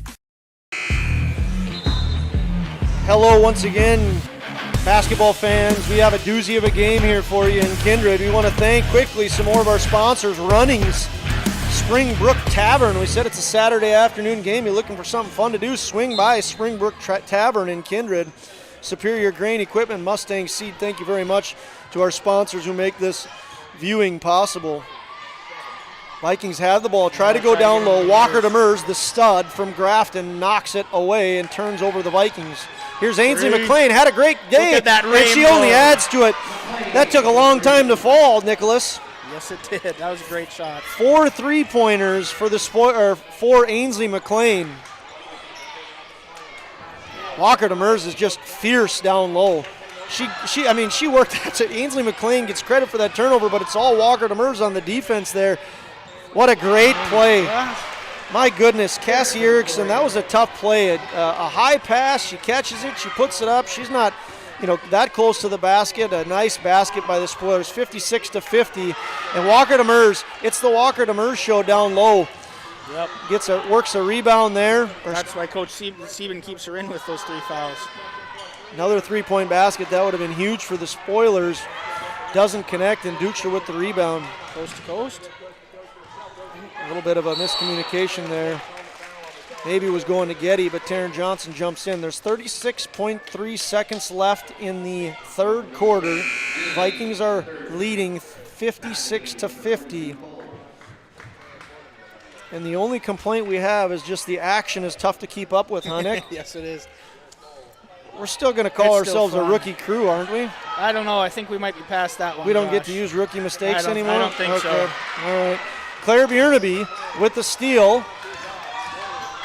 Claire Biernaby, 6th girl off the bench for the Spoilers, someone who Coach Sieben really speaks highly of. 21 seconds remain. Shot clock is off. Spoilers more than likely waiting for one last chance at it. There it is. And there's a 3-pointer from Claire Biernaby. She got the steal, she got the open 3 look, and she nails it. She puts the Spoilers within 3. Kindred would not want the ball in the hands of anyone else. It's Duchler for 2. She answers, and it's just back-to-back. Lots of action. 58 for the Vikings, 53 for the Spoilers. A quick round through of that third quarter. Vikings came out hot. Spoilers answered. It's 58-53. We're going to take a break and come back with fourth quarter action. Do you have a teen ready for driving lessons? Don't know what they need to do or when things need to be done? If busyness keeps you from driving with them, then Gotta Go Driving School is the place to call. Jeff Weber at Gotta Go Driving School has been teaching driving lessons to all age groups since 1991. Call Jeff at Gotta Go Driving, 238-0236. Jeff will tell you to start planning ahead now. Don't wait. Got a new driver? Then it's Gotta Go Driving School. Talk to Jeff or go online at gottagodrivingschool.com.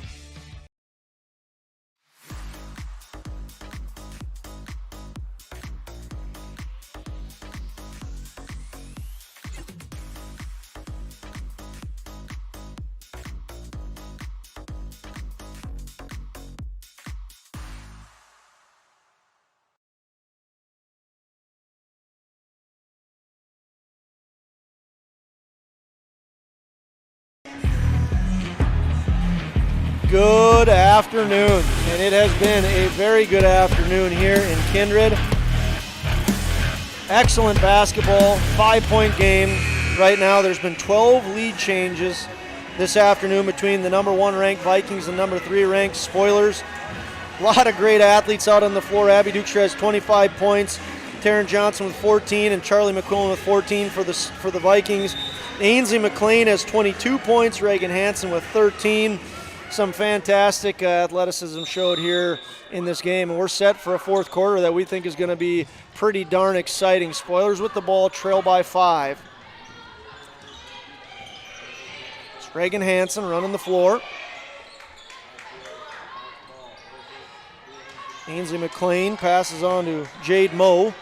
Like I said earlier, Ainsley McLean's having an outstanding game. Walker Demers is playing really good too. She's not filling up the stat sheet, but boy, she is doing awesome. And look at that play by Ainsley McLean. That's just a great drive.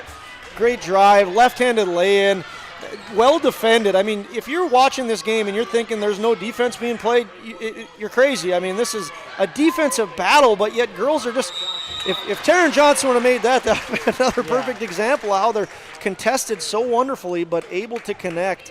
The defense is shining bright here for both teams, but girls are just finding a way to get the ball into the basket. Taryn Johnson going to the Runnings free throw line. Sees her team up by 3. And she misses on her first. So no real foul trouble for either team, but certainly the Spoilers are watching Walker Demers. She has 3 fouls. And Taryn Johnson misses on both. Walker Demers with the rebound. That's not weird. She passes up quickly to Reagan Hansen. Reagan Hansen turns it over. That's travel. I thought maybe the Spoilers got away with one there.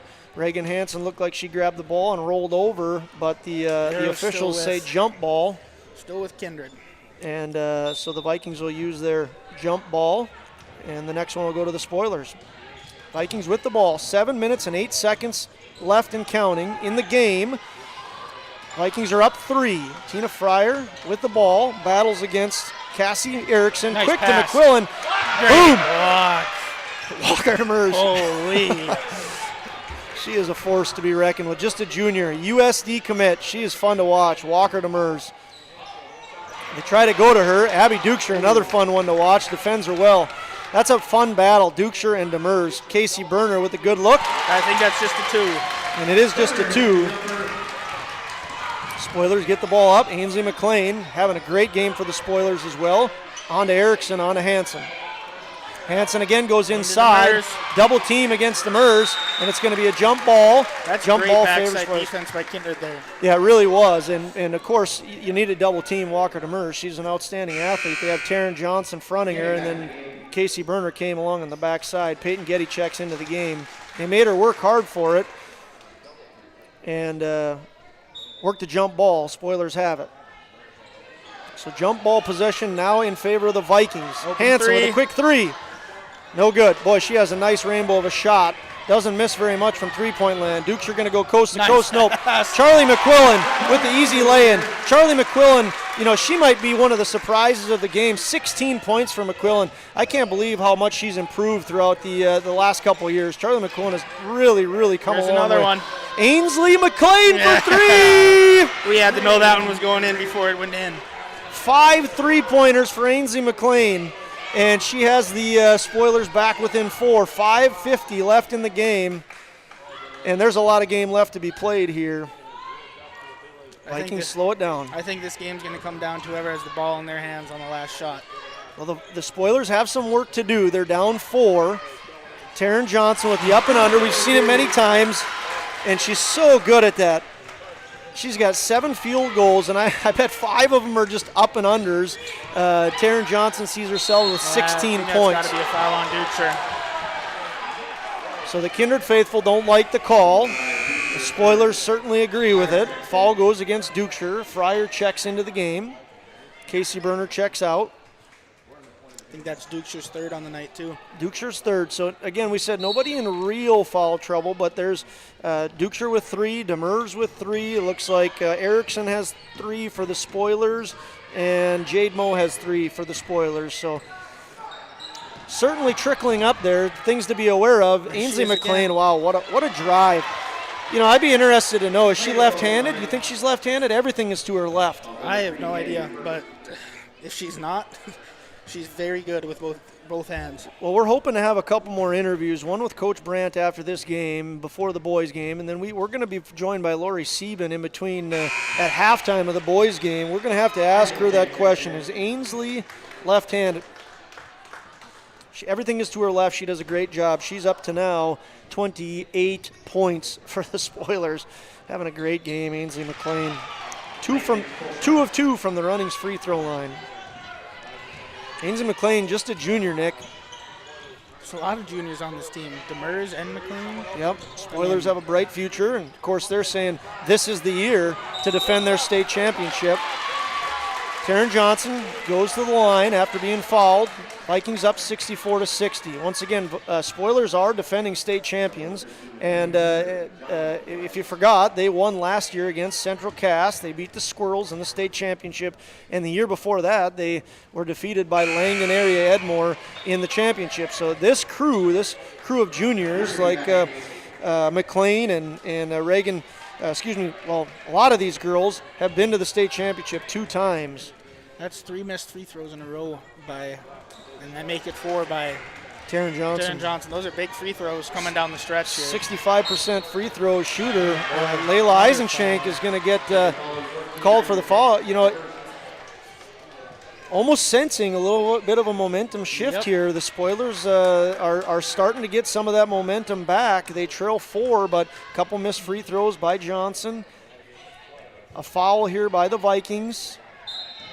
And we have, looks like Reagan, nope, it's going to be Claire Bjorn to be inbounding the ball, and she's able to get it to Walker Demers. Demers guarded by Johnson. On to Ainsley McLean. Goes to her left again. My goodness, Ainsley McLean have a day. Boy, oh boy, Ainsley McLean. She gets the Spoilers within 2, 64-62. Ainsley McLean has 31 points for the Spoilers. Vikings almost turn it over. The tenaciousness of the defense is just continuing to be reluctant. Tough shot defended by Erickson. No good by Fryer, and Walker Demers picks up the rebound. Who else would you want the ball in the hands of if you're a Spoiler fan than Ainsley McLean? Goes to her right. It's fouled. So it looked like there was going to be a block by Johnson, but the foul is called against Getty. Peyton Getty picks up her second foul, and Ainsley McLean goes to the line. Trailing by 2. She has a chance to tie this game up. 4 minutes and 9 seconds remaining in the game. She is left-handed. I'm going to go with that. Yeah. You should have figured that one out before. A while ago, yeah, probably. So Ainsley McLean puts the Spoilers within 1. There's a timeout called. We'll be back for Ainsley McLean's second shot. MLGC's story began in 1906 in the rural communities of Enderlin and Cooperstown. Today, MLGC is a fourth-generation family-owned company that can deliver ultra-high-speed broadband, TV, telephone, and advanced business services to customers on a 100% fiber optic network. Now available in several rural communities, including Kindred. In an era of exploding technology, MLGC's goal is to deliver future technologies that make rural North Dakota a vibrant place to live and do business. Visit them today, MLGC.com. MLGC, moving you at the speed of light.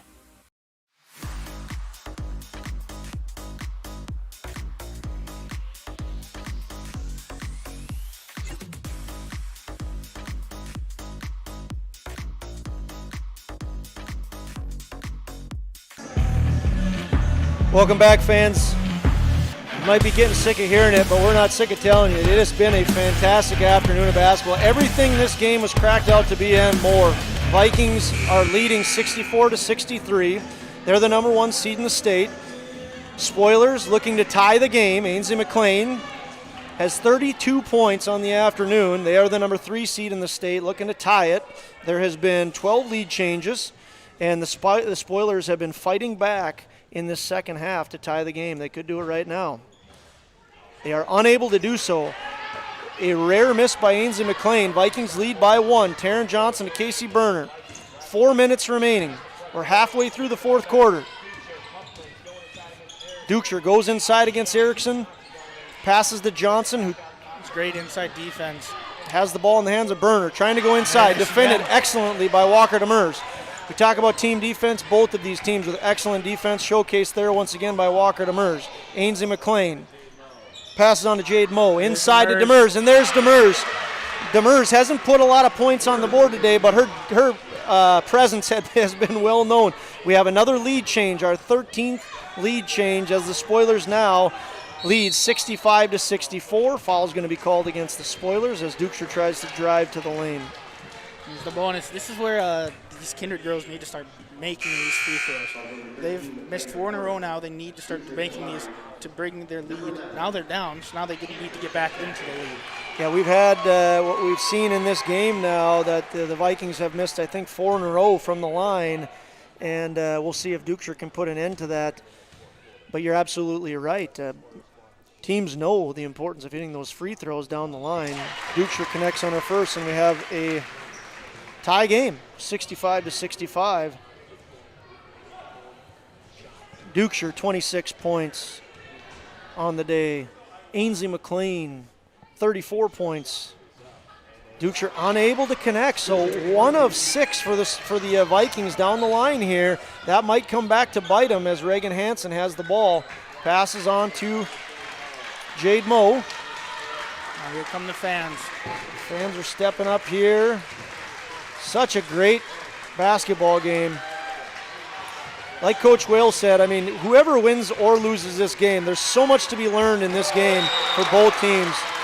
It's gonna bode well for either team, no matter what happens as the Spoilers turn it over to the Vikings. The score is 65-65. 2 minutes, 59 seconds left. Once again, I'd like to welcome you to Kindred for an exciting afternoon of basketball. Josh Almaris alongside Nick Eggman. Fight for it, and they're going to call it against Reagan Hansen. Reagan Hansen probably disagrees. Looked like she had her hand on the ball. Vikings might get a break. So there's 10 team fouls against the Spoilers, 5 against the Vikings. Double bonus for the Vikings the rest of the way. Charlie McQuillan having a great day for the Vikings, 16 points. And another miss. So we're seeing if our math is correct, and they are 24 and 34 on the day. And I think it's 1 for the last 7 down the stretch for the Vikings from the free throw line. So 2 for 8. And it's 66-65 in favor of the Vikings. Behind the back from Hansen as she's guarded by Fryer. McQuillan steps in there, passes on to Erickson. Erickson, one of those girls that could play college basketball. There's 6 college athletes potentially on the floor, probably more, as some of these girls continue to get older. Claire Biernaby with the left-handed shot, goes strong. Walker Demers with the offensive rebound, and now an open 3. Oh, maybe an extra pass that shouldn't have been made there, Nick. It looked like was that Biernaby that passed to Hansen, and usually that's the right move, but Biernaby might have been wide open. Was it Biernaby up top there? Did you I think I couldn't see. But great pass. Just maybe most of the time it would have been a great pass, but ended up passing it to Hansen, who was guarded well. So Dukeshire to the line.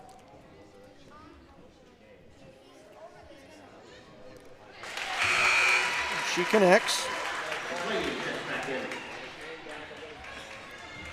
Dukeshire gives the Vikings a 2-point lead, 67-65, 2 minutes, 18 seconds left. Dukeshire with 27 points on the afternoon. Shot up and shot good by Dukeshire. Vikings. That's exactly what Kindred needed there. Vikings work another 3-point lead. Steal by Burner. McLean tries to get it back.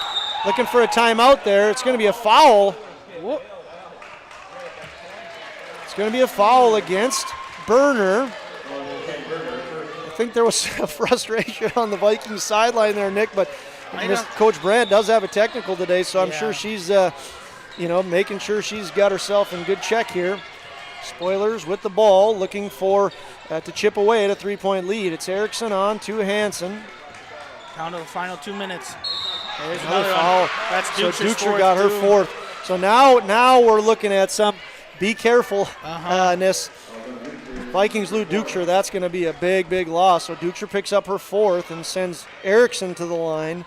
Spoilers trailing by 3, 1:57 left. This has been a great game from the start. Fantastic atmosphere. No good. So the Spoilers unable to connect. Johnson gets the rebound. Walker knocks it out of bounds, and the Vikings will have it. 1:55 remaining. Vikings up by 3. Burner with the ball. Passes to Fryer. She looked trapped, and she's going to get a timeout. That was a great timeout by the Vikings. We're going to take one with the Vikings. It's 68-65, and we'll be back with you for some exciting basketball action.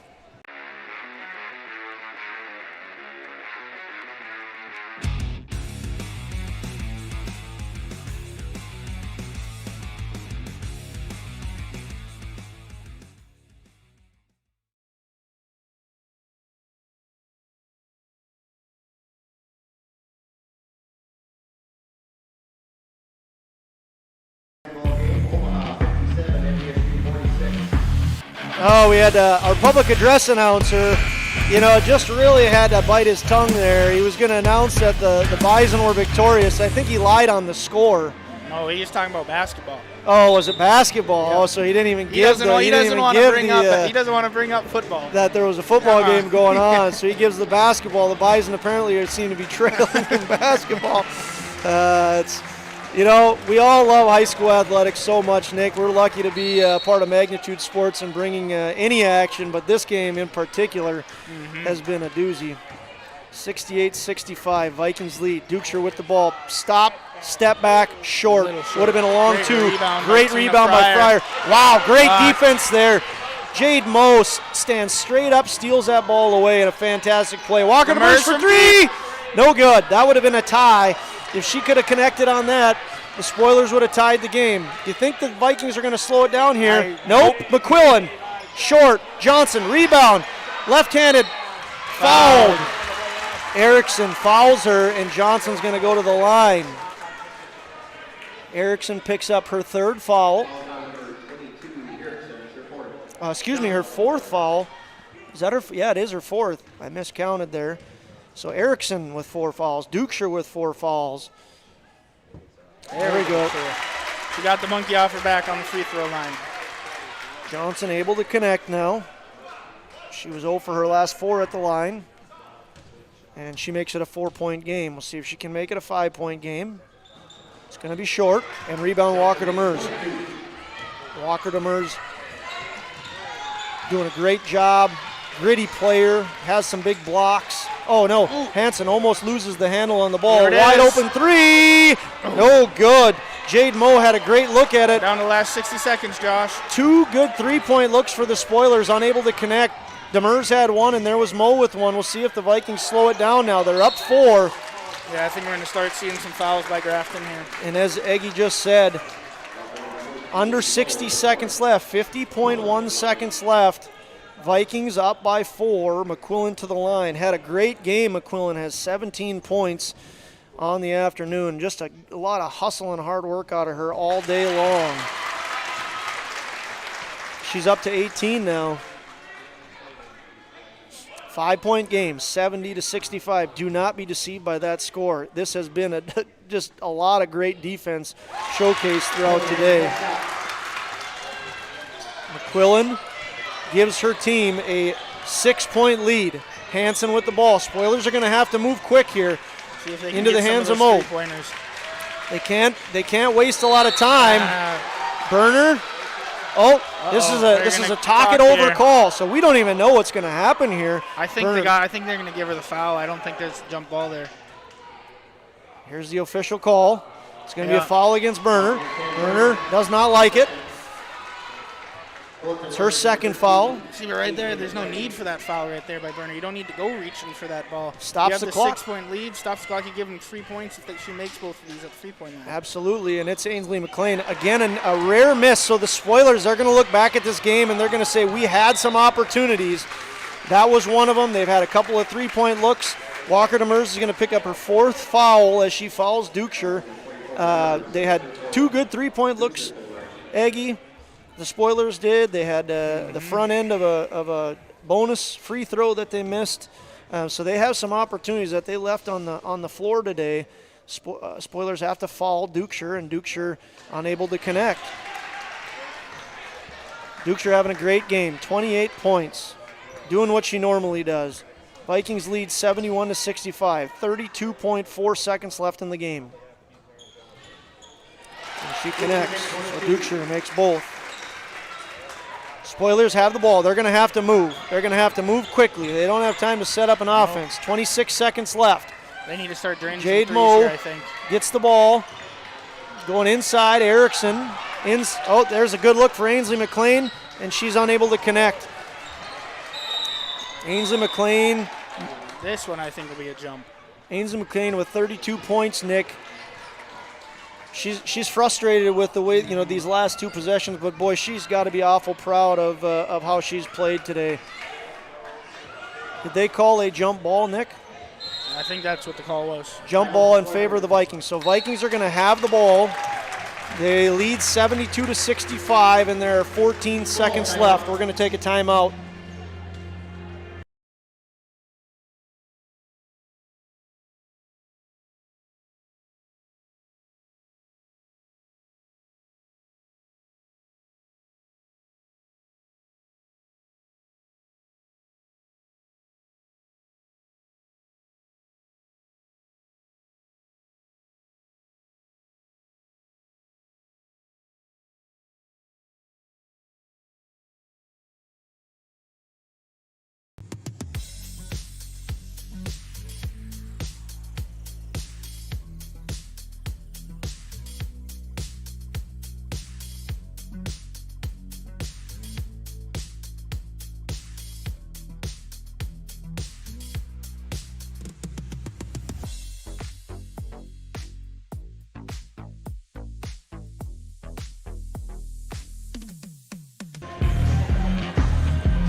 Welcome back, basketball fans. Josh Almaris joined alongside Nick Eggman. We've had a pleasure bringing you an awesome game. 72-65 in favor of the Vikings right now. 14 seconds remaining. Vikings have the ball. Spoilers going to try to defend the inbound, get a quick turnover. If not, expect a foul. Goes to McQuillan. Going to be fouled. Nope. Yep. There she is. Fouled. Officially, that might go to Hansen. Yep.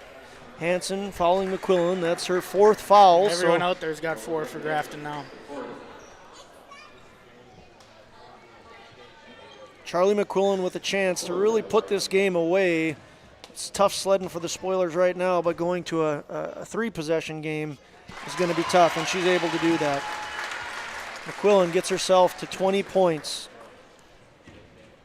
Great day by McQuillan today. She's just a junior, and we talked about it. Her game has improved so much. 21 points for McQuillan. You know, we're going to have Coach Brandt up here, and I'm sure she's just going to be thrilled at McQuillan getting into 20-plus points. Spoilers have the ball. They try to go inside to Walker Demers one more time, and Walker Demers is able to connect. But that is not enough for the Spoilers. The Vikings are victorious by a score of 74-67, and we talked about that game was going to be a heck of a game, and it was everything that we expected it to be and more. At the end of the day, it's a 7-point victory for the Vikings, but it was a hard-fought, fantastic game, played very well by both teams. Regardless of who you're a fan of, you had to enjoy today, and regardless of what team you are, Spoilers or Vikings, you're taking many lessons from this game. Expect that both of these teams will be in, region championships, you'd certainly expect that, and this could be a game where we see a rematch. If we don't you see think, a Nick? rematch of this in state, that'd be a fun one to go watch. The Spoilers have had some tough games this year. They lost to number 2 4 wins. They've now been defeated by number 1 Vikings. They've defeated the number 4 seed Central Cass Squirrels. So they've had a fantastic schedule. We're going to break this game down in a little bit of detail. We're looking forward to potentially having Coach Brandt up in the box with us in about 10, maybe 15 minutes. But once again, the Vikings are victorious, 74-67. Following our post-game show, don't forget, you can see right now we've got the boys basketball side of this doubleheader as the Grafton Spoilers and Kindred Vikings are getting ready for their warm-up. We're going to take a break and come back with you here shortly. How you overcome challenges as a farmer is what defines you. At Mustang Seeds, it's what defines us. This year brought heavy drought, late-season storms, and hail. Now is the time to savor the harvest weather and reap the rewards of the blood, sweat, and tears we've put into our fields. With strong products, proven results, and an untamed spirit, we don't allow any room for failure. Contact Clay Erdman at 701-630-2113 or visit MustangSeeds.com today. Welcome to Martinson Ag Risk Management, the company dedicated to taking your operation to the next level with advisory, trading, and crop insurance. Give them a call, 701-205-4200, or stop in at 1555 South 43rd Street in Fargo. Martinson Ag Risk Management. Now's the time to work with a company you know, trust, and offers exceptional customer service. Martinson Ag Risk Management. They know agriculture. Rogers Corner Cut in Grafton wishes all the players in today's game the best of luck. Roger's been making a name for himself cutting hair in Grafton since MJ was making a name for himself in North Carolina. Rogers Corner Cut's the home of the $14 haircut. 1949 Minneapolis Lakers basketball star Coach Bud Grant approves of this low price.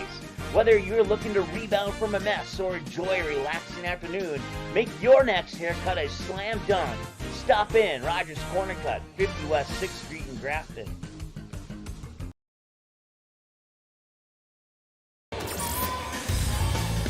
Hello, basketball fans. We have the boys basketball teams out on the floor getting warmed up for boys basketball action. But before we talk boys, let's chat a little bit about that game, Nick. What a fantastic game. Final thoughts on how that game played out.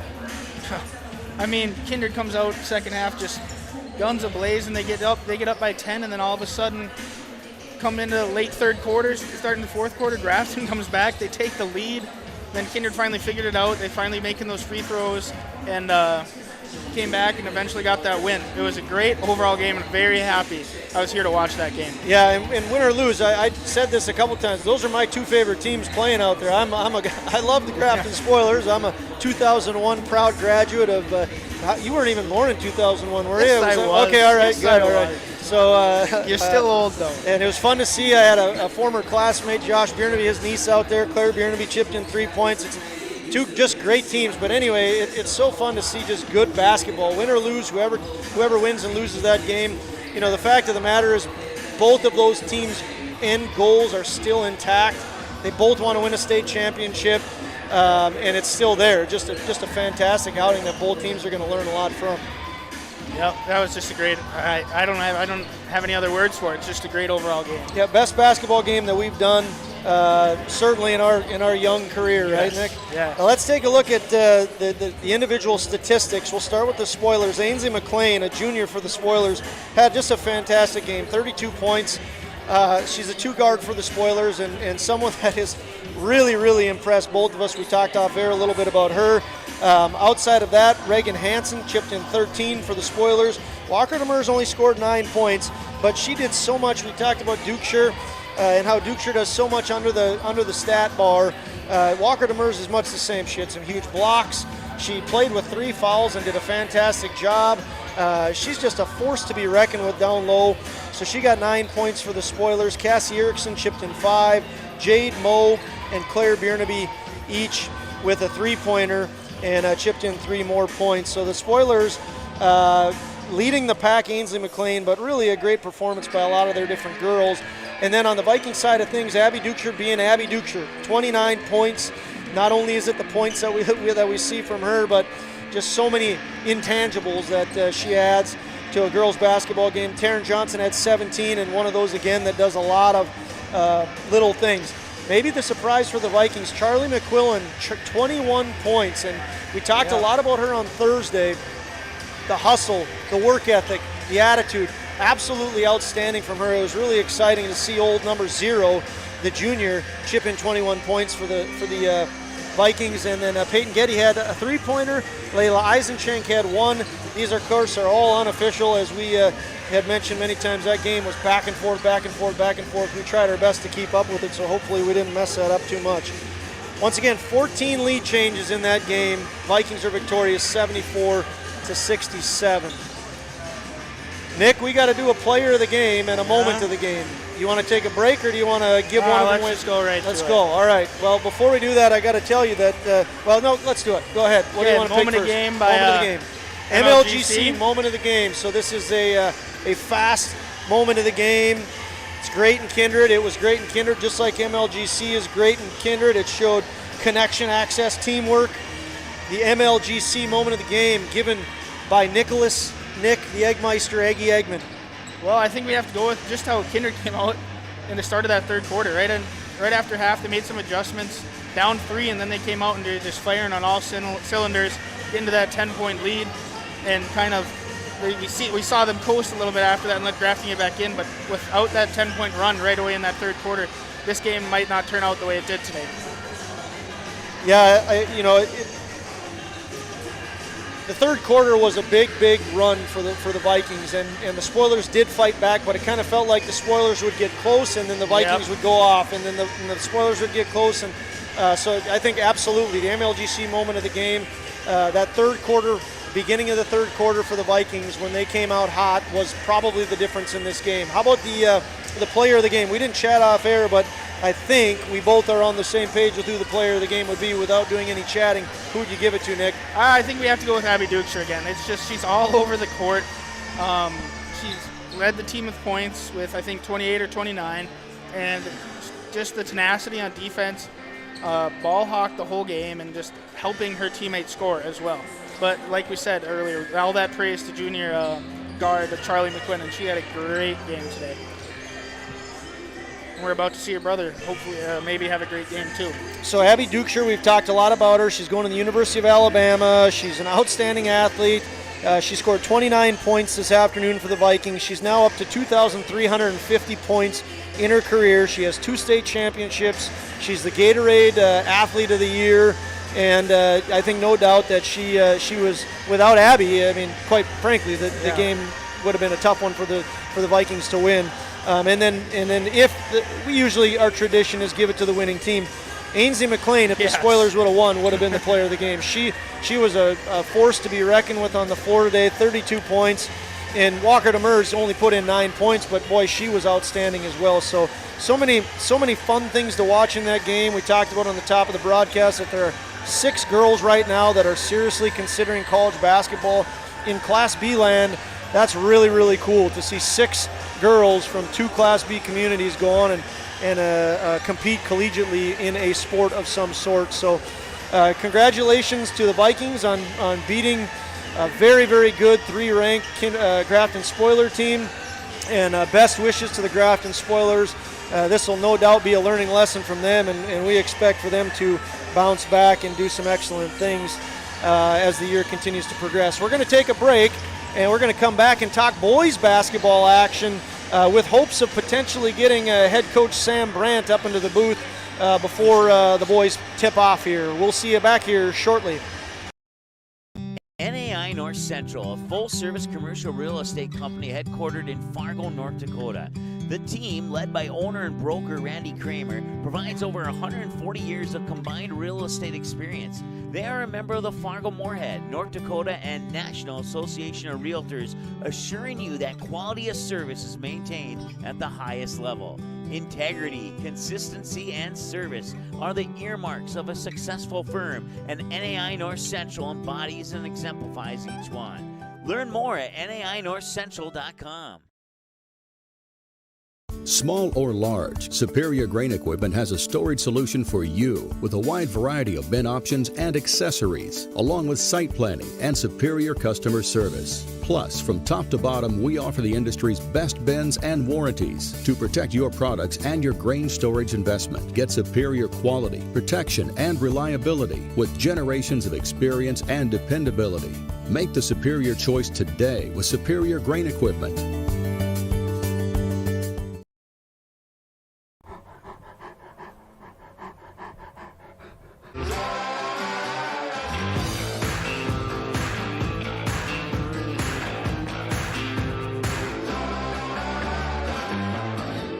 Today's game brought to you by Jade Albrecht and Tyler Johnson of Peterson Farm Seed in Kindred. To maximize your farm's yields, contact Jade or Tyler at Peterson Farm Seed.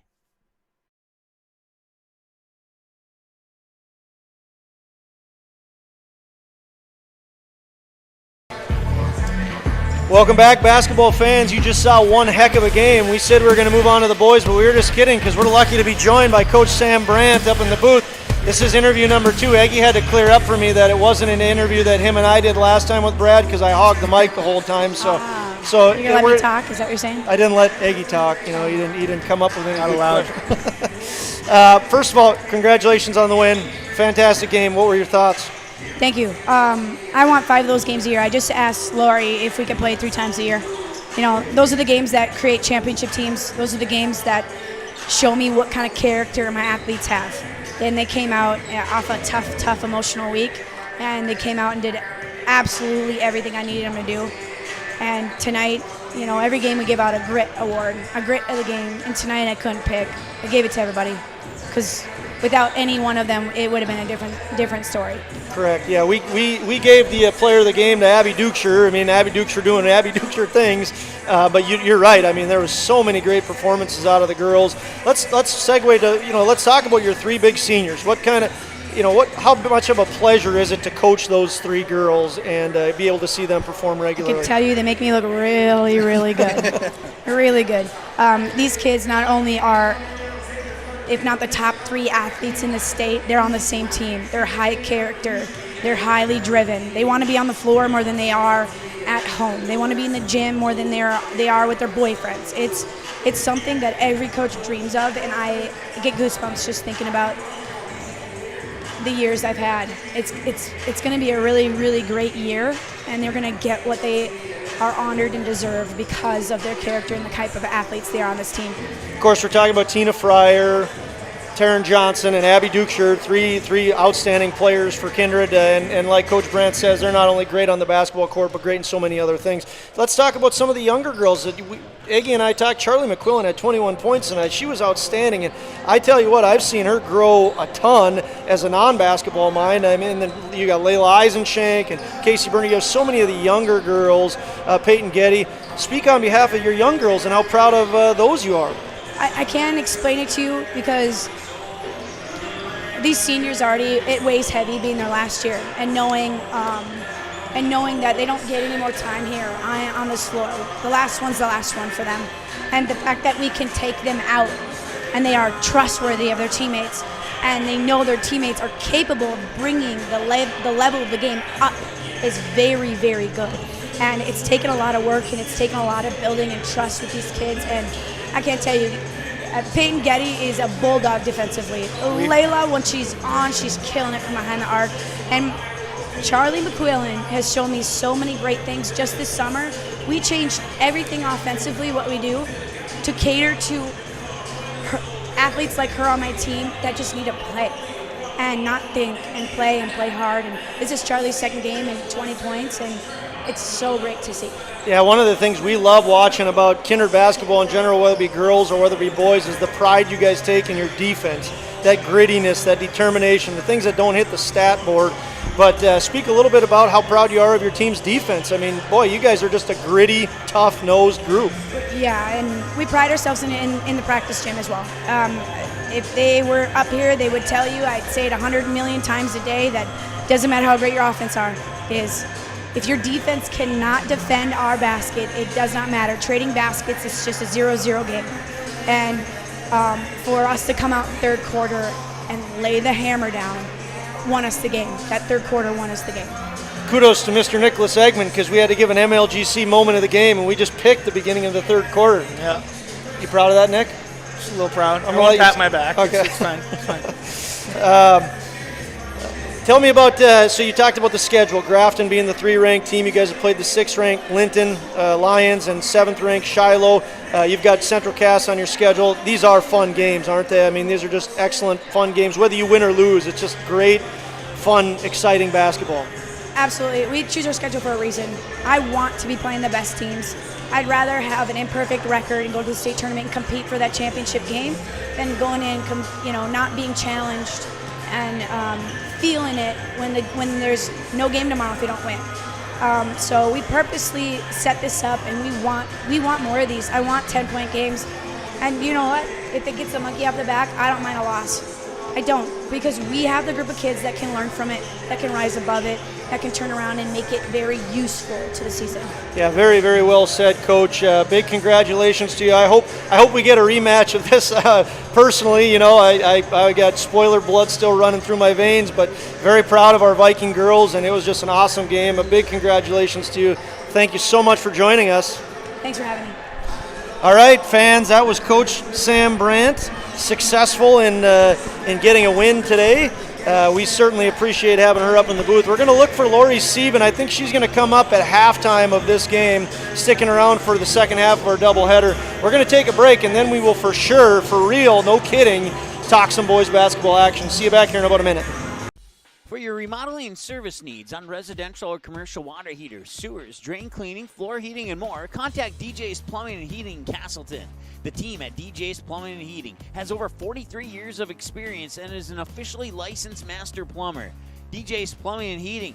Give them a call today at 701-347-5253 or visit them in person at 1002 Front Street in Castleton.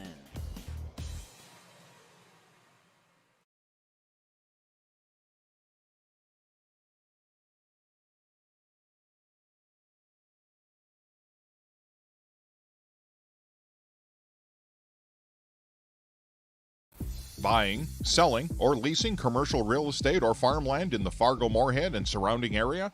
From office to retail, industrial to multifamily, commercial land to farmland. As the #1 commercial, sales, and leasing brokerage in the FM region, Goldmark Commercial has the experience and skills to handle all of your commercial real estate and farmland needs with the highest levels of customer service and marketing around. Trust the experts at Goldmark Commercial Real Estate to lead your team to success. Welcome back, fans. We are gearing up we're 3 minutes and 10 seconds away for the second of our doubleheader boys basketball game featuring the home team on the scoreboard, the number 1 team in the state, the Kindred Vikings, taking on the visitors on the scoreboard, the Grafton Spoilers. Fun day of basketball action here in Kindred. And I'm Josh Almaris alongside Nick Eggman. We feel very fortunate that we're able to cover this one for you. This afternoon's action, boys game, Nick, let's talk a little bit about what we're going to see. The boys for the Grafton Spoilers are undefeated. They have defeated Drayton Valley, Edinburgh, Oaks, Cavalier, Midway Minto, and Hatton, giving themselves a perfect 5-0 record. They are taking on the Kindred Vikings, the home team Kindred Vikings, 5-1 on the year. They beat DGF, they've beaten Tri-State, Richland, Shiloh, and Sargent County. Their only loss came in a fantastic game at Hillsborough against HCV. They lost by 1 point by a score of 45-44. Vikings had a great chance at the end of the game to get a layup to win the game, and we're not able to do so. But like Coach Brandt had just said, we were fortunate enough to have Coach Brandt with us. Great interview by her. She had talked about the fact that losing a game isn't always the worst thing. Playing that high level of competition is really what you're looking to do, and I think the Vikings have learned from that loss, and Coach Will is going to continue to do some great things with these guys. What are you expecting today here, Eggie, for this game? I'm expecting the defense from Kindred. I'm not gonna lie, I don't know much from Grafton right now, but after watching a few Kindred games, their defense is going to be flying around. I bet they're not going to want to let Grafton get anything going offensively, and then they're going to try and run the court when they get those turnovers that they usually get on defense, and maybe see some high flyers today. And I'm just hoping for another great game like we just had. Yeah, we can't put into words how awesome the girls' game was that we just had, and if the boys' game matches that, we are in for an absolute doozy of a day. It's been a fun day so far, Nick. The Bison won their 9th national championship. The Kindred Vikings defeated the Grafton Spoilers in an outstanding Class B girls basketball game, and now we've got the back half of the doubleheader with the boys Vikings taking on the Grafton Spoilers. Let's take a 30-second break and come back for starting lineups.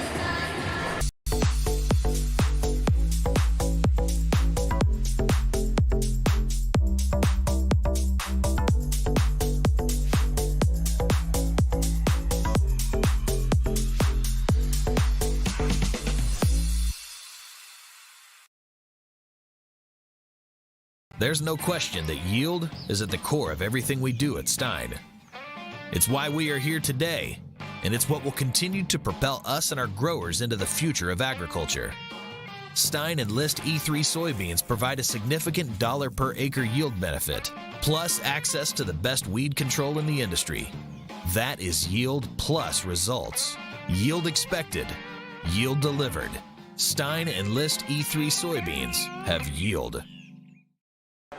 Good afternoon and welcome to today's North Dakota Class B boys basketball matchup. Perfect timing as we are getting geared up for turning it over to our public address announcer, Paul Quisland, for the starting lineups. Once again, welcome to Kindred. My name's Josh Almaris, joined by Nick Eggman. Starting lineups, over to Paul Quisland. Baldwin. At the other guard, the 6'1" sophomore, number 3, Ryan Henson. Also at a guard, the 5'10" senior, number 11, Ethan Suna. At a forward, a 6'3" junior, number 22, Maxwell Doolin.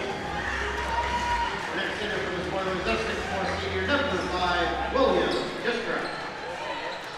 Head coach of the Spoilers, Riley Lillo. He's assisted by Brett Baldwin and Mike Henson.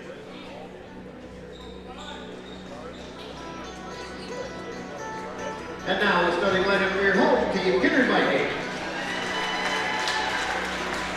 Starting at a guard, a 5'11" senior, number 2, Brock Whale. Also at a guard, a 6'6" senior, number 23, Max McCullen. At a forward, a 6'5" senior, number 22, Paul Olson. At the other forward, a 6'3" senior, number 32, Chase Miller. And at center for the Vikings, a 6'5" sophomore, number 44, Riley Sundram. Head coach of the Vikings, Brad Whale. He's assisted by Scott Gilbert, Matt Higgins, and Jimmy Boyd. Well, fans, there's your starting lineups for the Grafton Spoilers. Visitors on the scoreboard, and the Kindred Vikings, the defending state champions. The Kindred Vikings, the number 1 seed in the state of North Dakota. Grafton is not ranked, but they are receiving votes. So this should be a good matchup, Nick. Two athletic teams that have proud basketball programs. Yep, these teams have clashed over the years. I remember even when I was still in high school, I remember my friends that are playing basketball always were dreaded to play this Grafton game. They always knew it was going to be a battle. The Vikings did go to Grafton and play football this year. We're victorious up in Grafton. We'll see if the basketball team can redeem that loss as the Vikings win the tip, go inside immediately to Max McQuillan, the brother of Charlie McQuillan. We can say that now. I'm sure Charlie would be happy to know that Max is being called the brother of her because she just played an outstanding basketball game. So right now, Max, you are the brother of Charlie McQuillan. Kindred faithful are standing until the first 2 points are knocked down. Spoilers with the ball in the hands of Braylon Baldwin, coach's son, one of 3 on the floor. Baldwin is, Hansen is for the Spoilers, and of course Brock Whale. Nice spin move there by William Jiskra, but not able to connect. He's a bit strong. Quick alley-oop. No good. Off the fingers of Paul Olson. Paul Olson with 3 dunks last night. Trying to get a quick one here. Dumas inside to Ryan Hansen, the other of the coach's sons. It's Hansen to Baldwin. Their dads are the assistants for the Spoilers. Brock Whale guarding Braylon Baldwin, the son of Coach Whale, as I mentioned earlier. Spoilers passing the ball up top. 4 seconds on the shot clock. Baldwin's able to get it off. It's too strong. Yep, going to be an over the back on Max Dumas. Spoilers pick up their first team foul. Maybe a little over-aggressive there.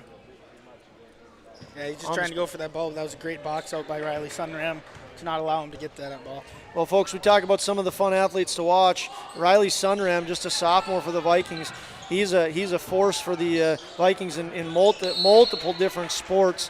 One of the standout football players for the Vikings, a part of that state championship team. Riley Sunram has a bright future. Of course, in track, I am very proud to get the opportunity to coach Riley Sunram in track, 50-foot shot putter. He's a great athlete. Paul Olson for 3. Sits down the Vikings.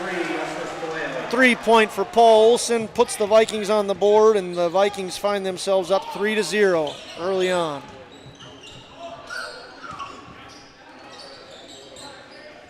Spoilers dribbling it up top, passing it around, try to go inside to Jiskra, over to Dumas. Nice pass. That is a great pass. Great pass by Jiskra, and Dumas able to connect. I hope I'm saying his name right. I didn't get a chance to do all my pronunciations with Coach Lillimone, so hopefully we've got this good.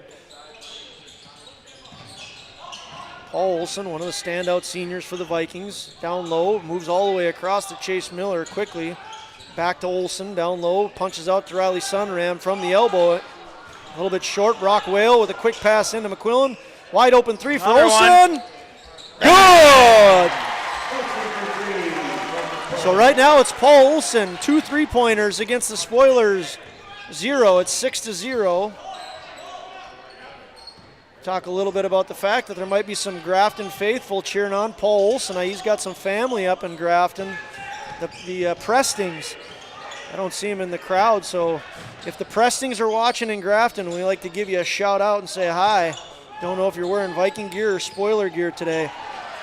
Get there, yep. Here we got Max McQuillan driving. Nice little right-handed lay, no good. And who is it? Paul Olson. Paul Olson for the rebound and putback. It's 8-0. Vikings lead. Paul Olson with all 8 points. He's come out firing. Spoilers have it. Braylon Baldwin on to Hansen. Hansen goes down to Jiskra. Nice shot. I said the score wrong. I apologize. It's 8-2. Jiskra did have Dumas had a nice basket earlier. Good steal. So it's 8-2. My bad. We do have earlier, Jiskra had a very good pass into Dumas, and Dumas was able to connect. 8-2, 4 minutes, 30 seconds left in the first quarter. Like we talked about in the pregame, this defense has kind of been suffocating this Spoilers offense down low. They've tried to establish down low, but they just haven't been able to get down there. Braylon Baldwin with a nice ball fake there, takes it himself. He's fouled on the shot. He'll go to the Runnings free throw line. A quick thank you again to our sponsors. It's so nice to be able to broadcast free of charge to all our viewers. NAI North Central, Kindred Storage, Knickerbocker, Gotta Go Driving, Martinson Ag. Baldwin is short on his first free throw attempt. MJ Nipstead, DJ's Plumbing, Goldmark, Kindred Area Arts Partnership, a fantastic organization. Consider being a member of KAAP. And Kindred Booster Club. Viking Pride Auction coming soon, March 12th. Get your tickets. It's a fantastic night to celebrate Viking accomplishments.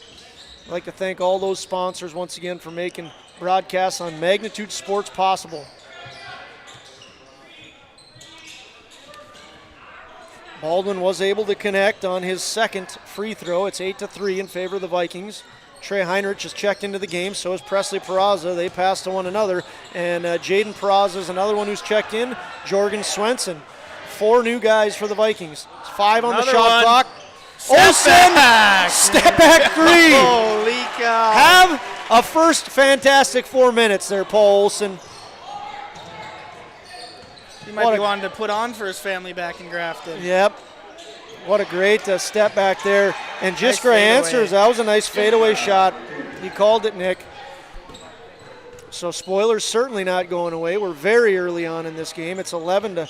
Jaden Peraza, as Coach Whale talked about, good to have him back. He's had some ankle injuries. So the Vikings are happy to have him back. Now, this is something we've talked a lot throughout the year. The Vikings will play 9 guys, potentially 10. Just Coach Will does a fantastic job of getting all these guys opportunities. They have their stars. Paul Olsen, we know he's one of the stars. Case in point, 2 more points for Olsen, and it's 13 for Olsen, 13 for the Vikings, 13-5. Vikings lead. But as I was saying, Coach Whale just does a great job of rotating guys in, keeping everybody fresh. Yep. I mean, when you have the caliber of players Kindred has, I mean, why not? Yep. Rotate them in, keep everyone fresh. Keep them involved in the game. Here's Trey Heinrich, Jr., outstanding running back, coast to coast, no good. Presley Peraza, unable. He gets the rebound and unable to connect. So Presley Peraza, just a freshman, into the game for the Vikings, the brother of Jaden Peraza, in case you're wondering. They do look a lot alike. The Peraza boys. Here's Dumas, contested nicely by Trey Heinrich, but they do call the foul against Trey, and Dumas will go to the line. I hope, again, I'm saying that name right. We have a chat box. We'd like to thank all our viewers for tuning in. Yeah, whether you guys can shoot us a text if we're saying it wrong, too. Whether we're such an exciting day of basketball. I've got a text coming through, but I just haven't been able to catch up on them. By the way, Nick, we got that over-under of the Bison game. I think it ended up 28 points, wasn't it? And you called it over 27.5, so that's your second win. There we go. Dumas connects. He makes 1 of 2. And the Spoilers trail 13-6. Jaden Peraza trying to make a pass, is unable to do so. Spoilers turn over the Vikings, and they're quick to half court. It's Tony Villarreal, who passes on to Braylon Baldwin. Baldwin on to Ryan Hansen. And Jiskra unable to connect. Here's Jorgen Swenson. Nice drive to the hoop. Jorgen Swenson, one of the guys that will come off the bench for the Vikings. Junior. He plays a lot of good minutes for this Kindred team. He does, yes. Shot from the elbow, no good for the Spoilers. Jiskra. Excellent defensive play by Jiskra. Goes up with it nicely and draws the foul. Unable to connect on the 2, but he's going to be shooting 2 from the Runnings free throw line. Again, a big shout out to our sponsors, Kindred State Bank, Peterson Seed, Viking Homes, Stein Seed, and MLGC. Look for the MLGC moment of the game following this afternoon's action. You might have already saw it. We could very well have. Jiskra not able to connect on the front end of his 2 shots. Also like to thank Runnings. Get the Runnings free throw line Jisker's at right now. 0 for 2 at the line, but it looks like we're going to have a lane infraction, so he's going to get a third chance at this. So lane infraction against the Vikings. So that one does not count on the stat sheet. Correct. Springbrook Tavern. It's early on a Saturday. Stop there after the game. Superior Grain Equipment, Mustang Seed, and Rogers Corner Cut. Thank you very much to all you sponsors. Jiskra makes 1 of 2 officially, unofficially 1 of 3. Rock Whale wearing the deuce, passes on to Heinrich. Ball's knocked away. Ooh, hard collision between Spoilers and another one where Riley Sunram comes up with it over Dumas. I think both teams just need to calm down here. Set up an offense for Kindred Grafton, get back on your guy. Yeah, I agree. Here's Jaden Peraza. Stop, pop, no good. Tony Villarreal on the rebound, goes behind his back, off his heel, and picks it up onto Baldwin. Baldwin, just a sophomore. Passes on to Hansen, who's also just a sophomore, and on to Jiskra, working against Sunram. Sunram defends it nicely. I'm sorry, I missed that. Who? Dumas, okay. The game's moving a little bit faster than some of the ones we're used to. Dumas has a quick 5 points for the Spoilers. Spoilers trail 15-9, 57.5 seconds remaining in the first quarter. Another quarter of action that's gone really fast, wouldn't you agree, Nick? Yes, it has. Good defense by both teams. You're seeing this fouls go up for Kindred here, though. McQuillan checks back in for the Vikings. Team fouls, 5 against the Vikings, 2 against the Spoilers. Baldwin with the ball, on to Dumas. Guarded by Jaden Peraza. Ball's tipped away, gets in the hands of Brock Will, looks to his left, passes to his left, and it looks like it's going to bounce almost out of bounds, and yep, it is. It's going to go out of bounds. It's going to go back to the Spoilers. 39 seconds remain, first quarter, 35, of course, on the shot clock. We'll see what the Spoilers decide to do. Get it in the hands of Braylon Baldwin. He's going to run the floor as usual for the Spoilers. Dumas with the ball. 30 on the game clock, 25 on the play shot clock. See if the Spoilers are going to be content. Nope, they're going to take the shot, and it's a good one by Braylon Baldwin. He gets his third point of the second and third point of the afternoon. 14 on the game clock, nothing on the shot clock. Vikings probably content to take it for one last shot. 8 seconds left. 15-11, Vikings lead. Max McQuillan for 3. Way downtown. Strong. Spoilers might get a quick shot off. They do. No good. So after one quarter of action, Vikings lead 15-11.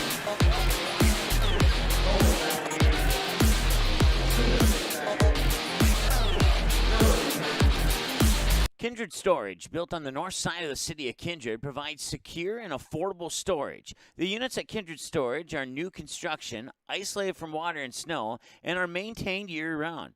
The area is also well lit to ensure easy and safe access to your possessions day or night. Call 701-428-3121 for unit pricing and more information. You can find Kindred Storage located on the north side of the airport in Kindred. The Knickerbocker in Hickson, North Dakota is the place for you and your friends to come and enjoy cold drinks, great food, and sports all under a friendly and fun atmosphere. Whether it's the Vikings, Twins, Wild, NDSU Bison, or one of your favorite teams, watch all the games at the Knickerbocker. Open Monday through Friday, 11 a.m. to 2 a.m., and Sunday, 12 noon to 2 a.m. You can find the Knickerbocker at 412 Main Avenue in Hickson, just a 10-minute drive south of Fargo. Take University Drive, head south until you arrive. Well, fans, welcome back to Kindred, North Dakota. The press box just got a whole lot better looking, didn't it, Nick? Samantha Almaris, my wife, has just stepped in here, so she's added to the aesthetic value of our booth here. But I put Nick on the spot. Sorry about that, Nick. All right, Spoilers have the ball, trailing the Vikings 15-11. Spoilers with a nice shot by Villarreal, short, and it looks like there's going to be a foul under the basket. Jiskra and Peraza. Ooh, William Jiskra does not like that call. I'm not sure if I do either. I think Paul just went up and he was just standing under, and it's just unfortunate. Peraza fell on top of him. That was a scary play, though. That's the way Peraza can jump up in the air. That's a long fall. Might start to get scary for the Spoilers. Jiskra, a big force for the Spoilers. He already has 2 fouls, and that one's probably a frustrating one. Spoilers looking like they're going to have Ryan Hansen check into the game. in just a little bit. Jiskra, Nice right on steal. cue, great defensive play. Knocks the ball away and prevents it from going out of bounds. Nice play by Jiskra. He's having a good start to the game, Nick. Yes, he is. Dumas goes down to Jiskra, defended nicely, but Jiskra Yes. right on cue. He's having, as we said, great start. He has 5 points, if my Grafton math serves me right. Nice stop. Nice Fake. play. Chase Miller. Chase Miller with the jump stop fake, draws the defender up and is able to connect. The only thing we could have asked more for that is if he would have drawn the foul, but Chase Miller certainly excited to put 2 more in for the Vikings. Vikings lead 17-13. 4-point game. Spoilers with the ball. Villarreal for 3. No good. Chase Miller with the rebound. On to McQuillan. A couple of football standouts there. McQuillan, of course, the quarterback for the state champion Kindred Vikings. Gets the ball. Going to go to his left. And nice, very well contested shot. Max McQuillan, the brother of Charlie McQuillan. He still earns that honor yet. Charlie McQuillan had only, 21 points in that girls' game? We'll see if he can get to that mark. Max McQuillan being the man, the leader that he is, doesn't care as long as his team wins, of course, but we can give him a hard time. Nice play by Chase Miller there. Stood up, nice. Kept his feet square, just arms straight up, ran into him. Jiskra might have been looking for a foul there, but I think that was very well defended by Chase Miller. I don't know what just happened here. I think the closer ref to us just said nope, off Kindred. So the ball went out of bounds. The official called it to Kindred, and now they're going to change it and go back to Coach Grafton. Will is not too happy about that call, I think. I think I might agree. Spoilers might have gotten a break here.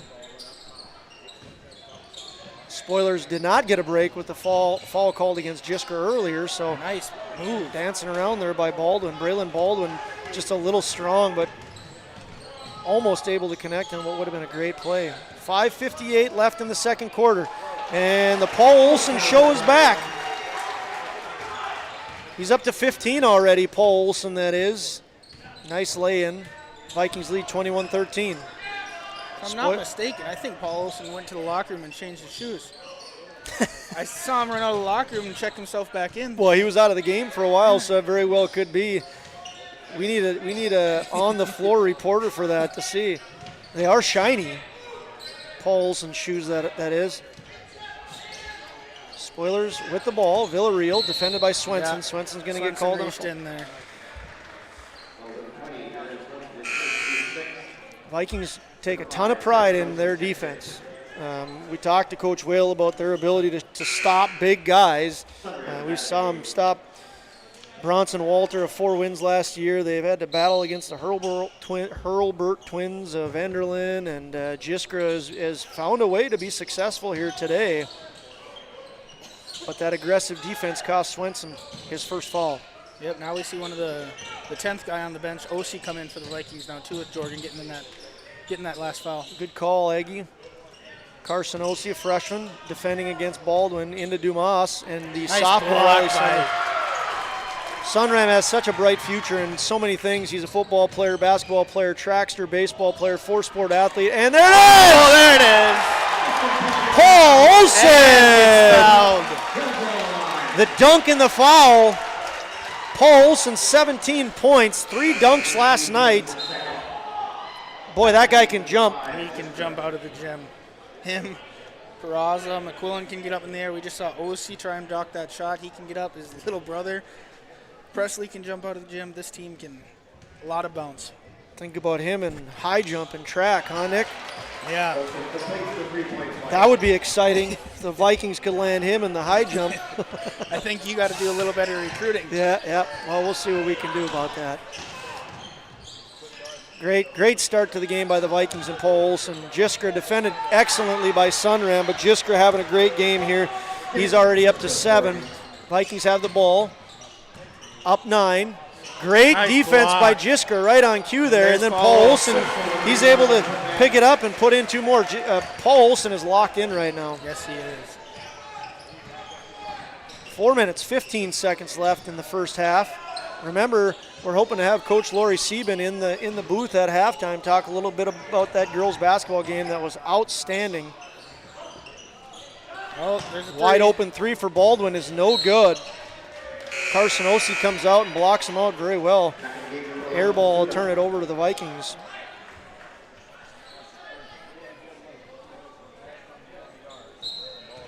It's a great game so far, going by quickly too. Yeah, with two of our sponsors, the Knickerbocker and Springbrook Tavern. If you're looking for something to do after the game, stop on in and support those sponsors. We're so thankful for all of our many sponsors. The way this is going, you might even be able to stop in at Rogers Corner Cut and get a haircut before he closes on Saturday. Couple of eye rolls here up in the booth. Jisker on the rebound. Quick shot here by Ryan Hansen. No good. Grafton's had some good looks, back-to-back three-pointers, and they're just not able to connect. They might go back and look at that and say, these are shots you have to make. Great hustle play there by Ethan Suda. And a nice lay, and he completes the play. So Ethan Suda on the steal and the basket. Great play there by Snake Eyes himself, Ethan Suda. Paul Olsen going to the right, defended by Villarreal. Into Riley Sunram. Nice play. Defended again. Great by Jisker. Jisker is really looking good. Is that his third right for the there? Spoilers? But if he picked up that fall, looks like, no, that's going to go against Suda. So Suda had a nice steal and basket, and then now he picks up a foul, his first. Sunram at the Runnings free throw line, another one of our sponsors. A big thank you to them. Runnings out of Naples, a lot warmer there than it is here. Sunram, sophomore, trying to make this a double-digit lead. He's unable to do so, misses both. Rebound goes to Ryan Hansen. On to Villarreal. Spoilers with the ball, down 9.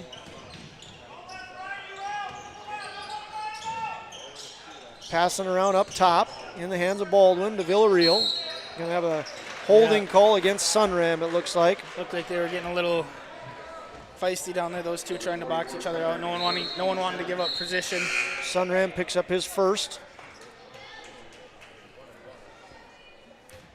And it's going to be the 7th foul against the Vikings, so the Spoilers see themselves in bonus, and it's who else would you think but William Jisker, the senior, 6'4", from the Runnings free throw line. Hits the front end, going to get himself the bonus shot. 26-18. Spoilers trailing to the number 1 seed in the state and the defending state champion, Kindred Vikings. 2 seed. I'm pretty sure 4 wins got their number right now. I'm going to go with you on that one. I apologize. I've said that wrong a couple times then. Paul Olsen with the ball to Presley Peraza. Max McQuillan wide open. Nails it. Max McQuillan It's a great hits a assist three. by Presley. Presley was driving, so he didn't have anything, kicked it right out. Max drains the 3. Spoilers down 10. First double-digit lead of the Vikings. Spoilers looking to chip away right now. And they're able to do so. Ryan Hansen, the sophomore, connects on a 3-point basket.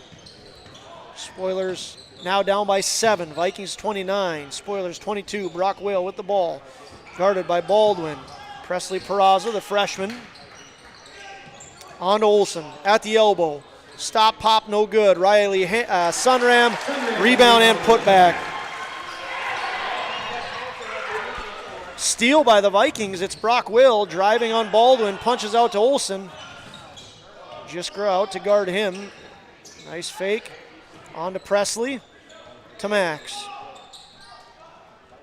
Looking for Olsen, not there. Guarded by Villarreal inside. Presley Peraza on Suda. Short. Rebound, Baldwin. Baldwin across the line, moving quickly, guarded by Whale. Moves to the inside, gives to Ryan Hansen. 2 in a row, yes! Nice shot.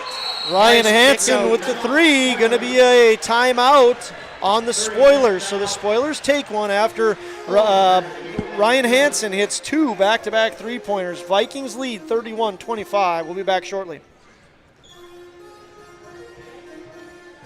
MLGC's story began in 1906 in the rural communities of Enderlin and Cooperstown. Today, MLGC is a fourth-generation family-owned company that can deliver ultra-high-speed broadband, TV, telephone, and advanced business services to customers on a 100% fiber optic network.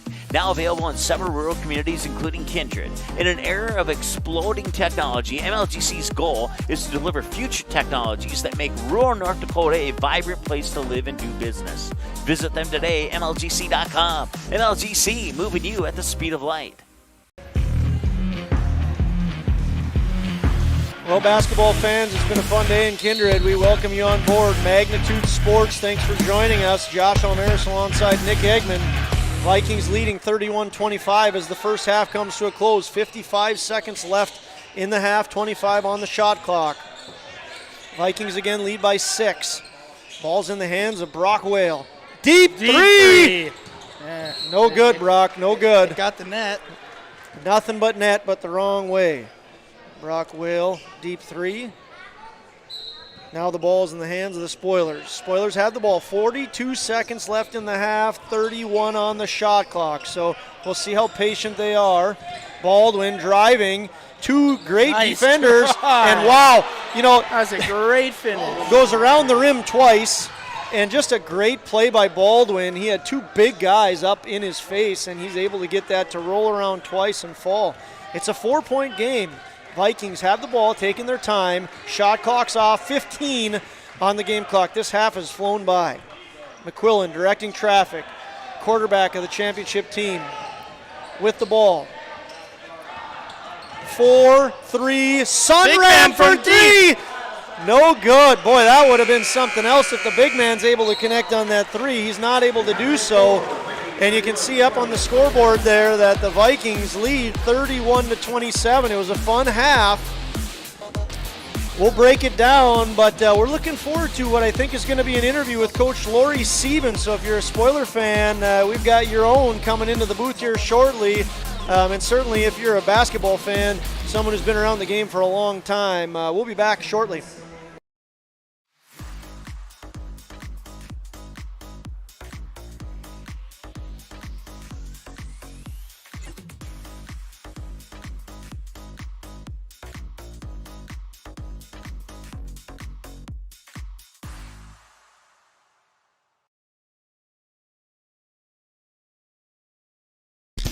If you're looking for a bank or insurance agency that offers big bank products and small town service, then Kindred State Bank and Insurance Agency is the way to go. Live in or near the Kindred area? Stop in and chat with a friendly banker or insurance agent about all of the convenient services and features they offer. Kindred State Bank and Insurance Agency are your neighbors who are here to help you grow and develop. Kindred State Bank and Insurance Agency. Member FDIC, Equal Housing Lender. Online at kindredstatebank.com.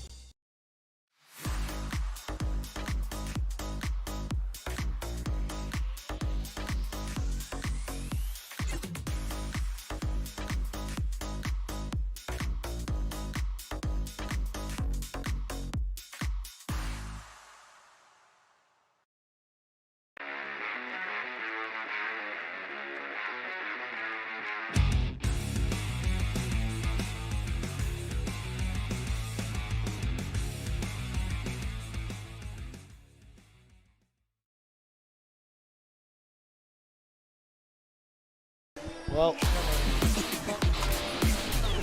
welcome back, basketball fans. My partner here, Nick Eggman, I told him one more commercial, but he said, no, we're going right now. So that's what we love about him. He keeps me on my toes. We're very lucky to be joined here up in the booth by our third interview of the day, Coach Lori Sieben. Coach, what a fantastic basketball game that was. I know you fell on the losing side of it. We certainly are very appreciative of you still coming up here. But what a great game. What are your thoughts on that game? Well, absolutely, and that's what you want during the regular season. I think I said that when we visited on the phone that we're pretty grateful for the schedule that we put together, and we love having our matchup with Kindred. And it's a game that you come and compete, and yeah, we were on the other side of things, but I really thought it was a game that we were able to see some growth and find out a little bit more about ourselves and what we need to work on. But we're pretty excited about the girls' effort, and it's unfortunate that we came out on that side. But Kindred's a great team, and we did some things. We put them to the line a little bit too much, and there's ball control is huge. And I thought for the most part that first half was a good showing. And when you play physical teams like, it's almost like we were playing ourselves too. Yeah. And so I just think we had some lapses there, but the girls did a nice job of persevering, and we had our chances. We had some nice looks there. I think we had a lead change. We got back to a lead change in the fourth quarter. Yeah. I don't know what that time was. We had 2 possessions that were really good looks that could have, turned the game around. But woulda, coulda, shoulda. It doesn't matter. Yeah. And like I said, it's game number 8, and I thought we got better today. Yeah. And it was a lot of fun. It was a lot of fun on a Saturday. Yeah, it was a lot of fun, and we counted 14 lead changes, Coach, so it was just a great back-to-back game. Third quarter, the Vikings came out strong, and you made mention of it. There's a lot of similarities in your team. We were commenting, we're proud Class B people, as you are. There's 6 girls on the court that are playing college athletics next year, 3 of your own, 3 of the Vikings. Speak a little bit about Ainsley McLean. We talked. She was so impressive today. Walker Demers is outstanding. She didn't fill the points up, but there's so many intangibles for Walker. But Ainsley McLean, 32 points, Nick, is that what she had? Around there, yeah. Just an awesome game from her. Ainsley just did a great job of stepping up, and that it doesn't surprise me. I mean, she has those capabilities, but we stress that each and every day that we put a lot of confidence in all our girls. Just being a threat, away from the ball. We have 5 people on the floor. We really try to do things where teams have to guard us all, right? Because you go into games and teams have game plans with, Walker with a 6'3" frame, and you've heard Reagan Hansen's name and whatnot, and Cassie Erickson. So the focus was there, and Ainsley just did a great job of reading what was available, and she shoots it well. She gets to the rim, very athletic, very strong. So, like I said on the phone, I said, from last year's team to this year's team, there's girls that have played a lot of basketball. Yeah. They're just stepping into newer and bigger roles, and I couldn't be more proud than I am. We just got to keep doing that, and I thought that was huge because, Walker had some foul trouble, and we really looked for her scoring. Ainsley stepped it up, and on top of that, we looked for Ainsley to help take care of the basketball with Reagan. So just a lot of good things. And I thought going into the locker room, we put ourselves in a nice situation where we were in a little bit of foul trouble, but I thought our bench did a nice job of that with Kira Cole coming in, Claire Biernaby, and I thought we were able to go into the locker room in a nice situation. But, it's 4 quarters of basketball. And Well, let's talk a little bit about, so you won the state championship last year, the defending state champions. You beat the arch rival of the Kindred Vikings, so there's a lot of spoiler fans in the crowd from Kindred at state championship day. And these girls also have been in the state championship in 2020. You've had big games on your schedule this year with number 2 4 wins. You had number 1 Kindred. You defeated number 4 Central Cass. You have Thompson coming up in your schedule. Speak a little bit about how has that championship and those big game opportunities helped this team this year? Oh, absolutely. We don't shy away from that. We like to, outside of, whenever we have the opportunity outside of our region to go find games, and and a lot of times those games present 3 squad nights, so we're big on trying to find places for kids to play, and it's right up the interstate. So we take a lot of pride in that, and I think that's just not this year. That's been our mentality, years before this year. So you only can grow if you're challenged, and I just think our athletic director, of course, we as a coaching staff, we're always looking for it.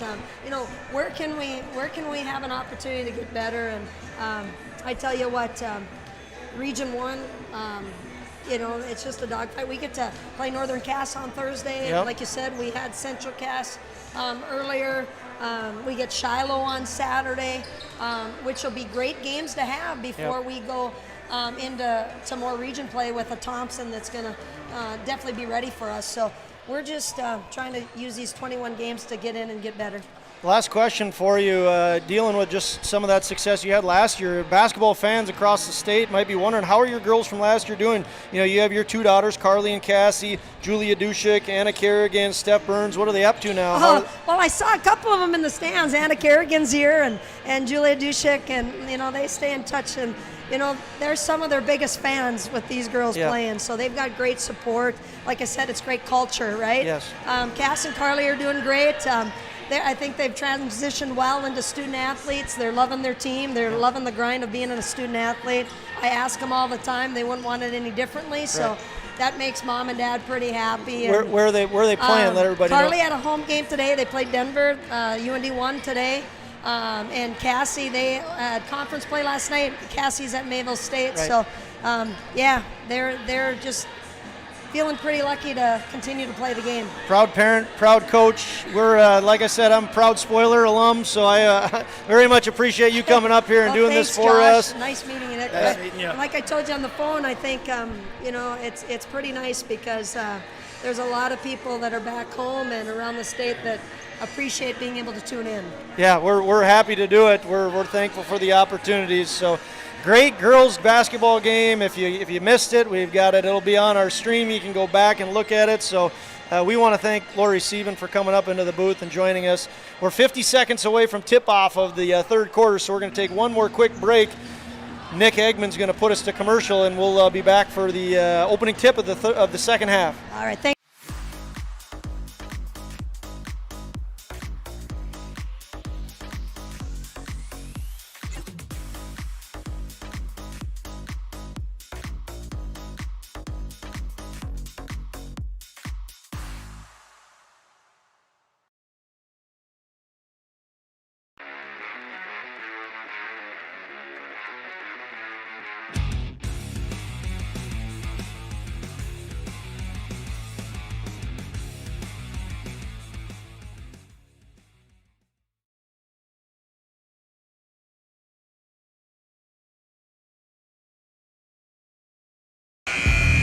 Well, fans, welcome back. We didn't get a chance to break down that first half because we were lucky enough to be joined by Coach Lori Sieben of the Grafton Spoilers in her 23rd year in Grafton, 21st year as head coach.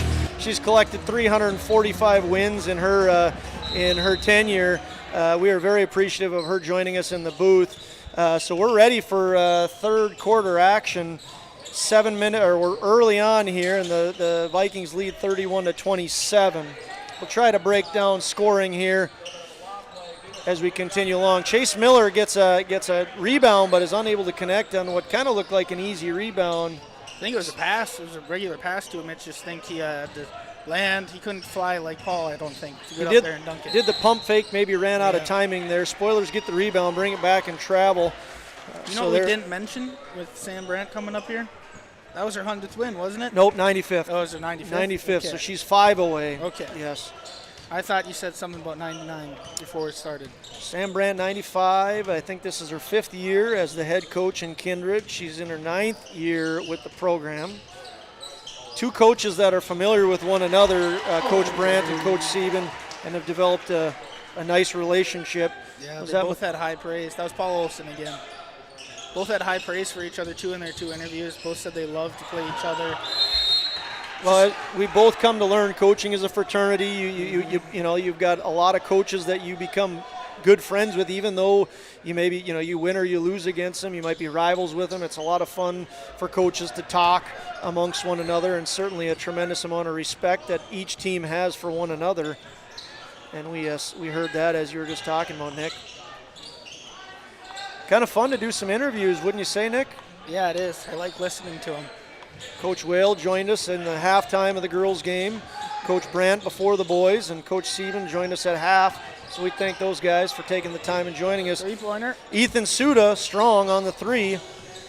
Shot clock goes off, and it is a shot clock violation because of the air ball there by Ethan Suda. So the Vikings, with that tenacious D, get the ball on a shot clock violation. Vikings lead 33-27 early on in the second half.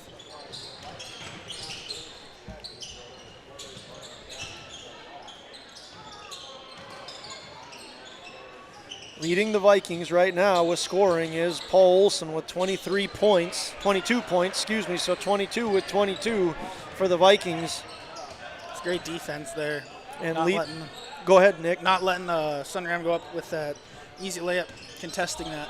And Jiskra is the leader for the Spoilers. He has 9 of the 27. I think they're going to get Sunram again, holding Jiskra down low. I think you're right. Sunram's going to pick up his second foul. Him and McQuillan both with 2. And then on the Spoiler side of things, it's William Jiskra with 2. Right now we have Ryan Hansen trying to inbound it. Nice play there by Braden Baldwin to keep it from crossing the half-court line. That one wasn't to matter. I think you can go back on that as long as no one touches it before. Yep, on the pass from the inbound. So we got Suda with the ball on to Baldwin. Nice ball movement here by the Spoilers. Trying to go inside to Jiskra. Nice pump fake. Looks like that's going to probably go against Max McQuillan. That's what the Vikings are hoping anyway. They don't want it to go against Sunram. McQuillan. No, they both it is. Yeah, you're right. I was thinking that was his first, but so not necessarily what the Vikings are hoping for. Jiskra connects on his first free throw. 10 points for Jiskra. Miller checks out. Jaden Peraza checks in. Battling some ankle injuries this year. Good to see him starting to get into a groove. Boy, if he can get into a full groove, Nick, we know Jaden Peraza is a dangerous basketball player. William Jiskra, senior, connects on both free throws. Turn it over to another senior, Max McQuillan, number 23, running the floor for the Vikings. Vikings have it, leading by 4. 5:20 left in the third quarter, 16 on the shot clock. Spoilers moving the ball around nicely. McQuillan runs into some problems. Dumas is able to save it. That was an excellent save there by the Spoilers, and the Spoilers turn over the Vikings. They have it trailing by 4. Baldwin with the basket. He's just a sophomore. Great pass inside to Jiskra. Sophomore to senior, and we're going to have a timeout by Coach Whale. We'll take a timeout with the Vikings. It's a full timeout. Vikings lead 33-31.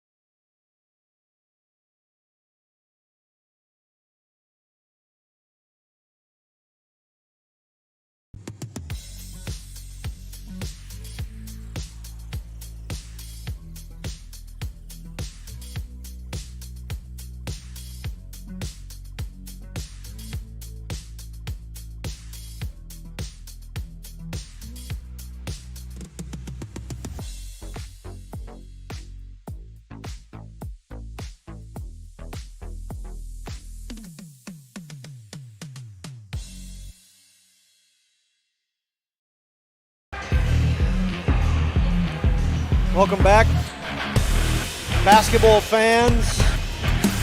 Magnitude Sports bringing you live coverage of Class B basketball action. We're on the backside of a doubleheader. Girls basketball started at 1, and we're in the third quarter of a boys basketball doubleheader here. Vikings lead by 2. After the timeout, Max McQuillan from Olson for 2. It's a great play getting Max McQuillan down low on a shorter guy and him being able to go up. Oh, that was close to 4 there on McQuillan. So Vikings double their lead. Here's an answer for the Spoilers, but Ryan Hansen unable to connect. It's McQuillan on the rebound. This is a big foul here. Big foul. They're both at 3.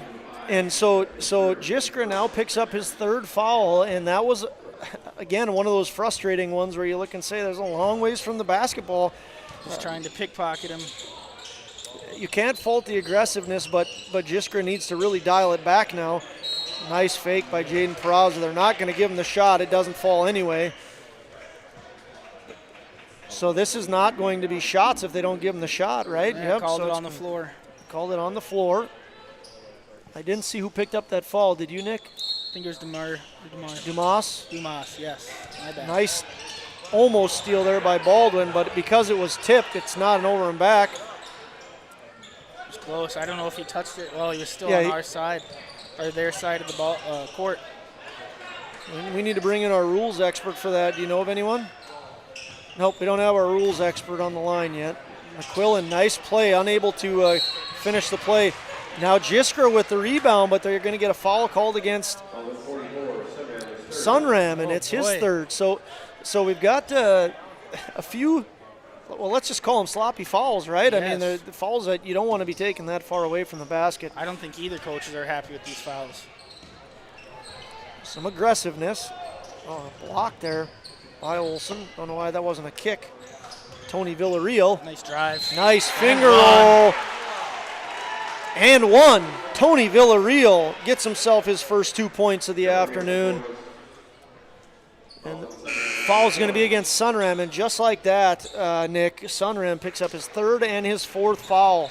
Now, the good thing about what Coach Will does with the Vikings is he plays 10. So that, they're going to be able to put big guys down low. But Riley Sunram is a special player, just a sophomore, so they're going to miss him without a doubt. Speaking of miss, Villarreal is unable to connect on that three-point play. But the ball goes off of the Vikings. They have a missed opportunity to get that rebound, and it'll stay with the Spoilers, trailing by just 2. 35-33 in favor of the Vikings. Spoilers looking to tie it up, maybe take the lead. Dumas banks it in. Uh-oh. We got a game here, folks. Yes, we do. Here's Olsen. Going to be the ref looked like it was going to be a travel or a bump, but I think he got it right. It's going to be a foul against Tony Villarreal. 35-35. That's Olsen's bread and butter right there, isn't it, Nick? I mean, driving down that, either go up and dunk it or get that easy layup. Oh, for sure was looking for the dunk and switch his hands a couple times there in the air, and there's Olsen chipping in another 2. Having just a great game. Paul Olsen already up to 24 points, folks. Phenomenal basketball player Paul Olsen is. Spoilers looking to answer. 37-35. They're looking for their first lead of the game. Jiskra has it knocked away. Olsen show. There it is. Bam! Oh, it's just fun seeing that. I never got to see that when I was in high school. Paul Olsen with his second dunk. And, the teammates of the Vikings are just looking for that. Max McQuillan, great rejection. Paul Olsen's going to pick up a foul. Boy, that was an exciting couple minutes of action there. I don't even know minutes, a couple seconds of action. Down and back, down and back. Well, Grafton has the ball down 2. It gets taken away, thrown to Olsen, and now just like that, Olsen gets a dunk, and it's a 4-point game. Dumas trying to cut that in half. No good on the front end. So Spoilers trailing by 4, 2:48 left in the third quarter. Dumas from the Runnings free throw line goes 0 for 2. Rebound Presley Peraza, quick to McQuillan. Olsen back to McQuillan. Tips off his hands and frustrating for McQuillan. Spoilers have the ball. Again, looking to cut this lead in half or take more of that lead out of it. Villarreal on to Baldwin. Baldwin drive, right-handed finger roll, no good. Rebound fought after underneath. It goes to McQuillan. McQuillan looking for that fast break. Boom! There it is. Paul Olsen. Dunk number 3. He's hitting threes today. He's dunking the ball. He has 3 dunks, 3 threes, and Paul Olsen is already up to 28 points. I'll just tell this quick story. I asked Paul Olsen in the hallway the other day, you guys feeling healthy? You feeling good? He says, we're feeling great. And it's certainly on display here. We're going to take a 30-second break. How you overcome challenges as a farmer is what defines you. At Mustang Seeds, it's what defines us. This year brought heavy drought, late-season storms, and hail. Now is the time to savor the harvest weather and reap the rewards of the blood, sweat, and tears we've put into our fields. With strong products, proven results, and an untamed spirit, we don't allow any room for failure. Contact Clay Erdman at 701-630-2113 or visit Mustang Seeds. Once again, a thank you to our sponsors, Clay Erdman, Mustang Seed, Superior Grain Equipment, Springbrook Tavern, Runnings. We'll have the MLGC moment of the game and the Runnings player of the game coming later. We've had 3 dunks by Paul Olson and 3 three-pointers by Paul Olson. He's playing strong for the Vikings as they see themselves with a 6-point lead. Just a lazy old lay-in there by Paul Olson from McQuillan. Paul Olson picks up another 2 points there, and the Vikings lead 43-35. 3-point attempt, no good by Hansen. Rebound, put back. Jiskra, just what the Spoilers needed. They needed to put an end to this run, and Jiskra having a good game. 15 points for Jiskra right now, and a big rebound and put back there for Jiskra. We'll see if he can complete the 3-point play. No good. Jiskra having a little bit of problems from the line. I think that's his 3rd straight miss. Vikings up 6 with the ball. 1:34 left in the 3rd. Nice drive by McQuillan. Excellent drive. Excellent drive by Max McQuillan. Gets his 8th and 9th point, looking to go into double digits with this free throw from the Runnings free throw line. But like you said, Aggie, great recognition of knowing he can get to that left side. Finishes it off with a right-handed layup on the left side. We'll see if McQuillan can complete the 3-point play. Ball bounces around. No good. Rebound goes to Suda. And back to Braylon Baldwin. On to Villarreal, who passes to Hansen. Back to Baldwin. Goes to his right. Defended by Swenson. Stops and pops. No good. Rattles around. Nice block down low by Presley Peraza, and a rebound to go with it. Presley Peraza, just a freshman, battled hard down low. Got a travel call that's going to go against Paul Olson. Paul Olson unsure of what just happened there. I don't know about that one, Josh. Yep, Coach Whale just kind of grimaces a little bit, and you move on. Spoilers trailing by 8. Villarreal on to Suda. Back to Villarreal. 55 left in the quarter. Steal by Presley Peraza. 2 big boys coming down the court. Presley takes it himself. Nice lay-in by Presley Peraza. And he picks up his first 2 points of the afternoon. Villarreal with, McQuillan. McQuillan might have just got himself his 4th foul. McQuillan saw an opportunity there to get the steal, and just a little bit late makes some body contact, so he's got his 4th foul.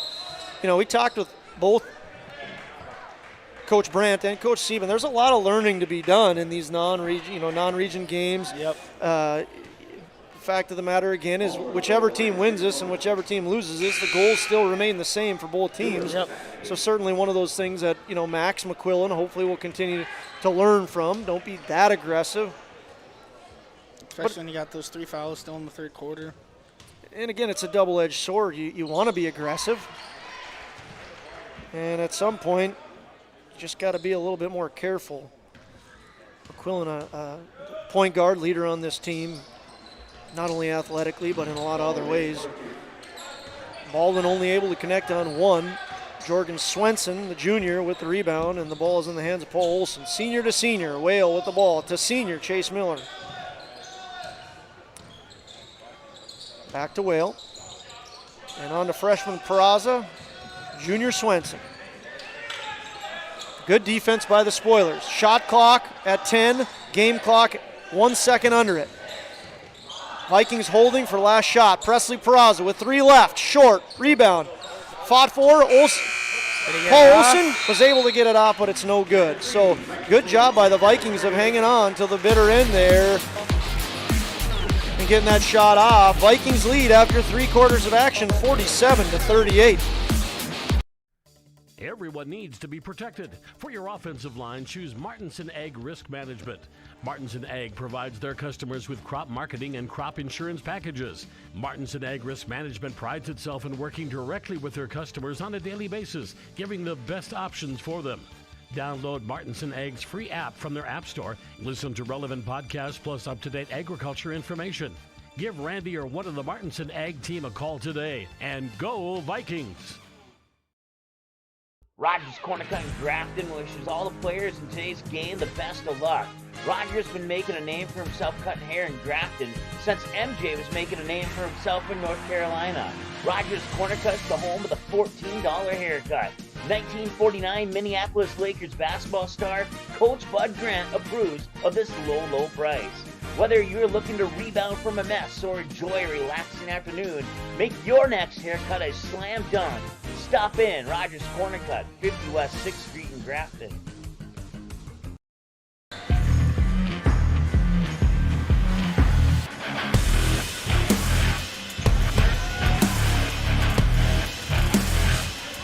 Welcome back, fans, to Kindred, North Dakota.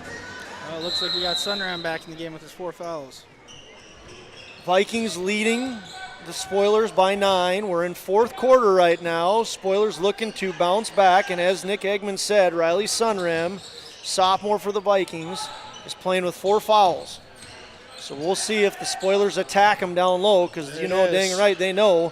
And Dumas with kind of an ugly left-handed looping shot, unable to connect with the rim, but the battle for the rebound is knocked out by the Vikings. It'll go back into the hands of the Spoilers as Ryan Hansen, just a sophomore, trying to inbound. He inbounds to the other sophomore, Baldwin. Baldwin dribbles to his left and passes on to Villarreal. Another sophomore, 3 sophomores for the Spoilers, 1, 2, and 3, wearing jerseys 1, 2, and 3, moving that ball around. So a young team for the Spoilers, a bright future for their basketball team. Of course, they're not worried about any other year except for this year. Swenson for 3, that's no good. Basket is no good because the whistle was blown. Foul against, Yeah, they called the foul. I think they got Paul Olsen's arm on the pass. And they got it against Jiskra, so Jiskra playing with 4. That's big. That's big trouble for the Spoilers. Jiskra has not sat much. Olsen off, a little bit short, so Jiskra and Sunram both playing with 4 fouls. Spoilers have the ball, down 9. 7 minutes remaining. Sophomore to sophomore, Baldwin to Hansen. Down to another sophomore, Villarreal, number 2. Continuing to move the ball around. 14 on the shot clock. Going into Jiskra. Backdoor to Dumas. Nice play. Unable to connect by Dumas. Excellent passing there by the Grafton Spoilers. Quick transition for the Vikings. Chase Miller has his shot blocked. Nice block by Dumas. Makes up for the miss down low on the other side of it. Dumas fakes it inside. Goes out to Baldwin. Nice move. Nice step back. Step back. Unable to connect. Great move there. Got Brock Whale moving. Swenson gets the rebound. Throws it away. Jiskra is able to get the ball. Mouth guard hanging out. Moves to his left. Going to be a block. Oh, no. That's a big call. So if you're wondering why Aggie and I are groaning, it's because that is William Jiskra's 5th foul. With 6 minutes and 13 seconds left in the game, Jiskra has to sit. Very unfortunate for the Spoilers. So Jiskra is out, and that will make things very tough for the Spoilers as they're missing a big man here. Suda, I think, is the one who checked in for him. Did you see that for sure, Nick? I am not positive, Josh. Villarreal on the rebound. Shots no good by Whale. So Spoilers down 9 and missing William Jiskra. Jiskra has had a great game, aside from the fact that, this is a frustration foul here. It looks like it's going to be a warning, not a technical. Jiskra out right now. 2, 4, 6, 8, 10, 15 points for Jiskra, and he has fouled out of the game. Steep hill to climb for the Spoilers. Spoilers coach Lillimon is warned.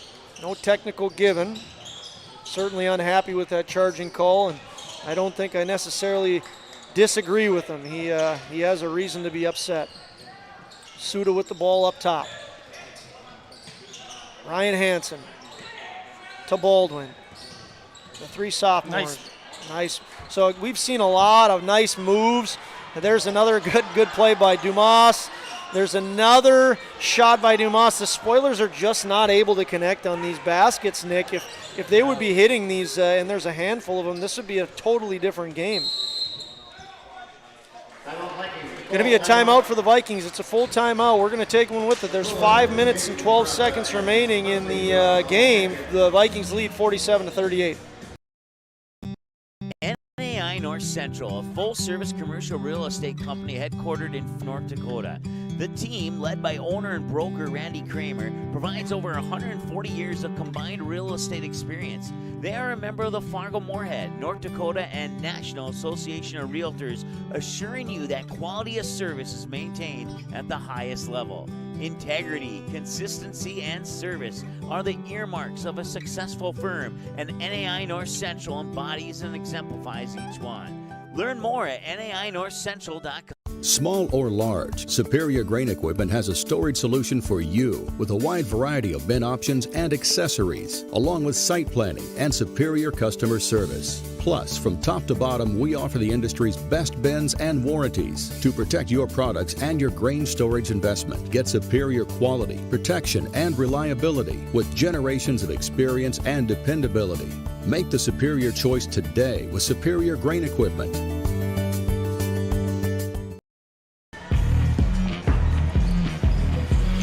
Hello from Kindred.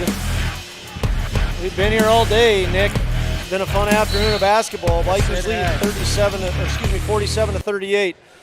Jaden Peraza back in the game. Hasn't got a lot of minutes. He's got an ankle injury. Nice backdoor. Excellent pass by Olsen on to McQuillan. McQuillan now moves into double digits. He has 11. He's playing with 4 out there now, too. Him and Sunram both with 4. The thing about the Vikings, though, they've got great depth. 10 guys that have been into the game already today. Here's a three-point attempt, and it's good. Ryan Hansen hits his third 3 of the afternoon and moves the Spoilers with an 8. Olsen moves to his left, defended by Suda. And Olsen, I mean, they're just tough to do anything different with that. He was defended nicely. Great play by Olsen. He's at 32, folks. Paul Olsen, 32 points on the evening.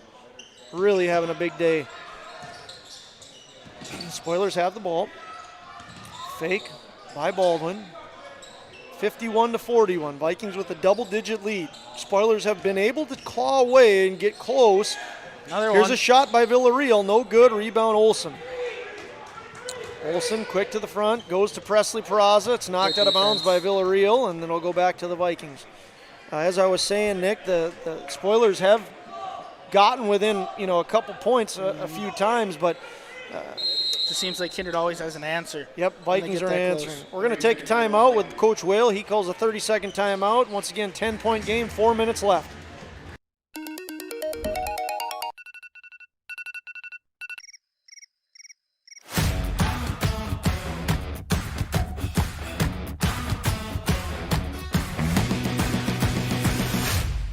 Today's game brought to you by Jade Albrecht and Tyler Johnson of Peterson Farm Seed in Kindred. To maximize your farm's yields, contact Jade or Tyler at Peterson Farm Seed.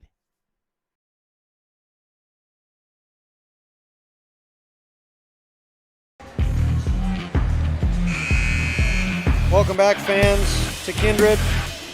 Spoilers are undefeated coming into this game, a 5-0 record, taking on the Kindred Vikings, who have a 5-1 record, ranked number 2 in the state. The Vikings are. Spoilers not ranked in the state, but getting votes. Here's a quick 3 by Olsen. Nails it.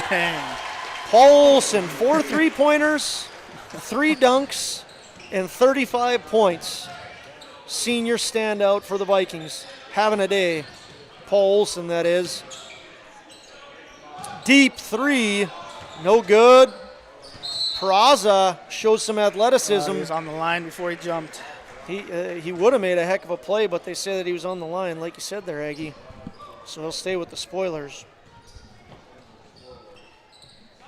54-41 is the score. Vikings lead. Aggie, you might have a freeze on that scoreboard there. Yeah, I know.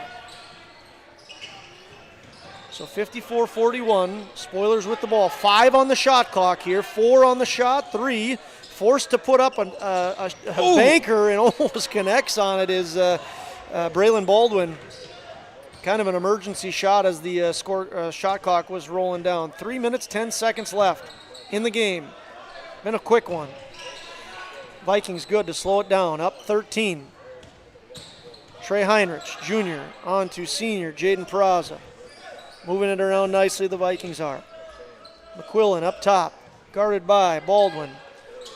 Vikings going to run that shot clock down. 5 on the shot. This could be a great possession. Bounces off the front rim.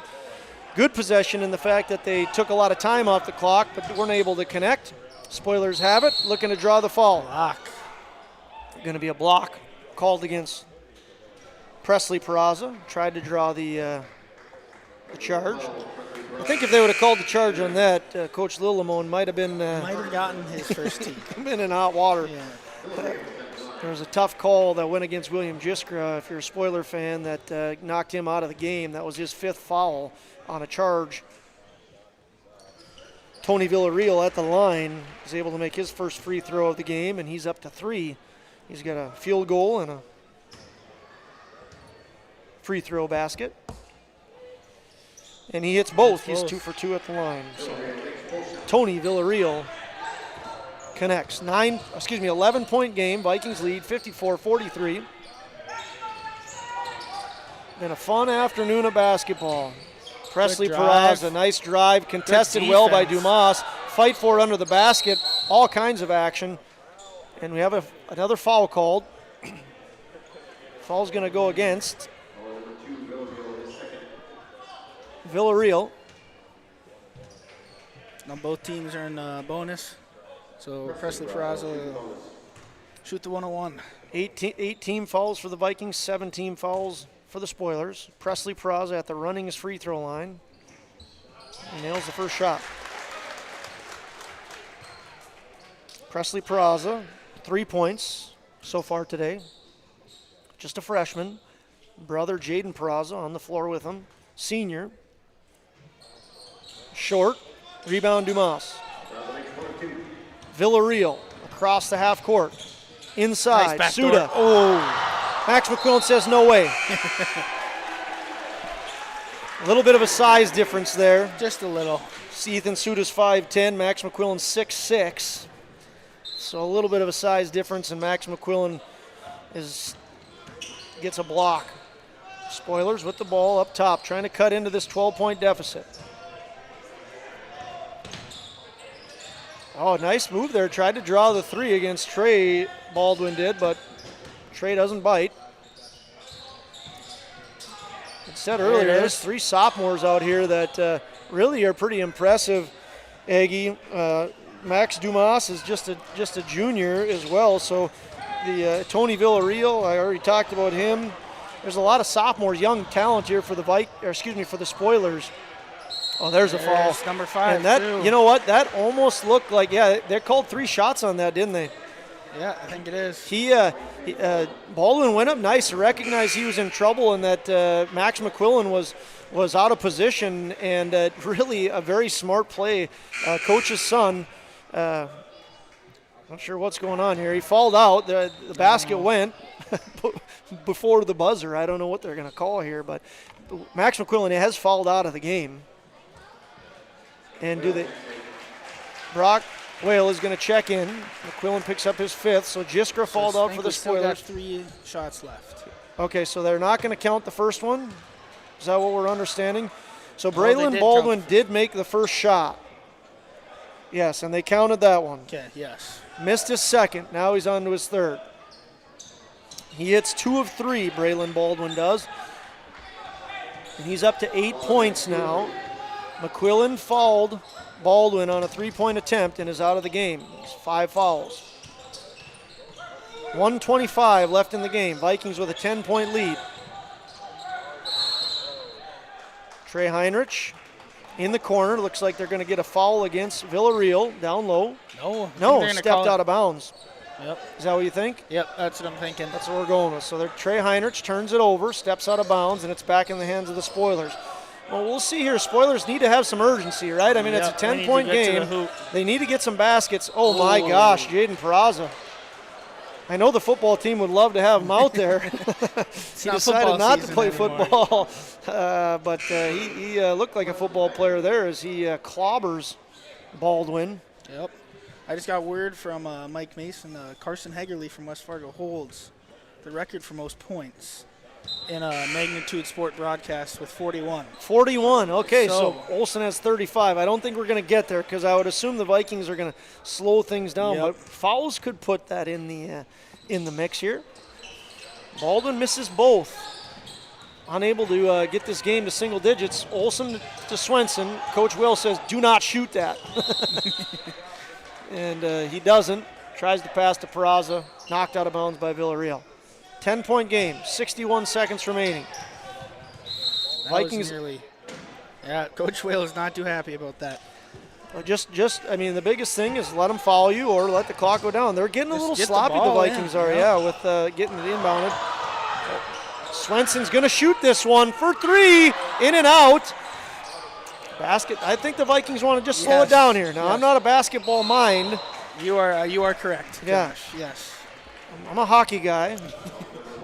Yeah, we got a hockey player and a wrestling guy up here. Yeah, so we like that foul by Jaden Peraza. No blood, no foul. That's not how it works. 46.8 seconds left in the game. Vikings lead by 10. Trey Heinrich checks in for Jorgen Swenson. Wonder if Coach Whale is mad that he took that 3. I think he would have been happy if it would have went in. Oh, sure, yes, absolutely. Then when it goes in, you say, great job.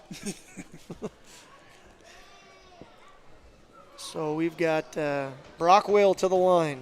Brock Whale has not been able to crack the scoreboard yet. We'll see if he does. Makes the front end of his free throw. Senior, 5'11". Paul Olsen says, good job, Brock. Way to get that point. You're only 34 behind me now. And he connects on both. Good job to Brock Whale. Jersey number 2 gets 2 points. Vikings lead by 12, 43 and counting. Final quarter of a lot of action today. Spoilers with the ball. They got to get going here. Deep three. No good. Air ball goes to Peraza. I think that might be it because the shot clock is off. Who more appropriate than to have dribbled this out than Paul Olsen himself, 35 points. Boys are starting to say good job to one another. 20 seconds on the clock. Olsen's just going to say dribble the ball and give high fives at the same time. 15 and counting. Vikings have a lead of 57-45. More than likely that's how it's going to end as we await the final seconds. 5 and counting. We'd like to thank everybody once again for tuning in. Looks like the Vikings are going to be victorious. They are 57-45. Vikings improve to a record of 6-1. Spoilers move to 5-1. 2 good teams. Excellent day of basketball action. We're going to try and break down some things here. We'll look at the boys basketball game when we return. Boys basketball action, Kindred Vikings 57, Grafton Spoilers 45. We'll be back with a post-game show here shortly.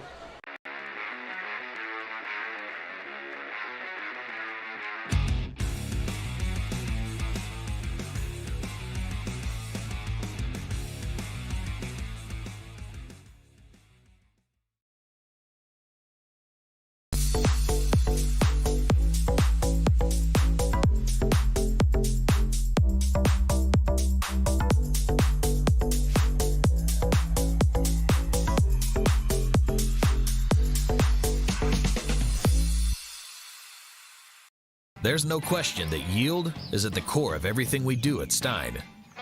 It's why we are here today, and it's what will continue to propel us and our growers into the future of agriculture. Stein Enlist E3 soybeans provide a significant dollar per acre yield benefit, plus access to the best weed control in the industry. That is yield plus results. Yield expected, yield delivered. Stein Enlist E3 soybeans have yield. Welcome back, fans, to what was a very, very fun afternoon of basketball action. We saw 2 excellent games today.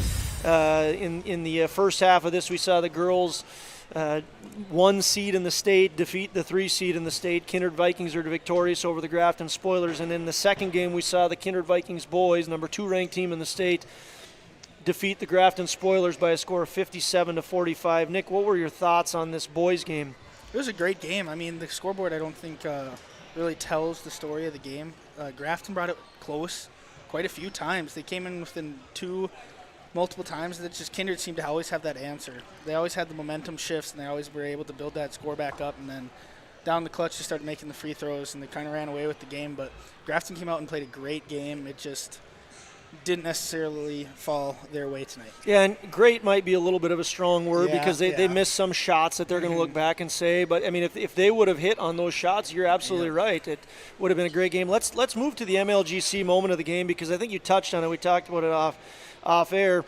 There was a moment that Grafton got within 2, and both you and I think, agreed that there was one particular moment that showed a lot of speed. It was fast, like fiber. If you're looking at MLGC, it was great in Kindred, just like MLGC is great in Kindred.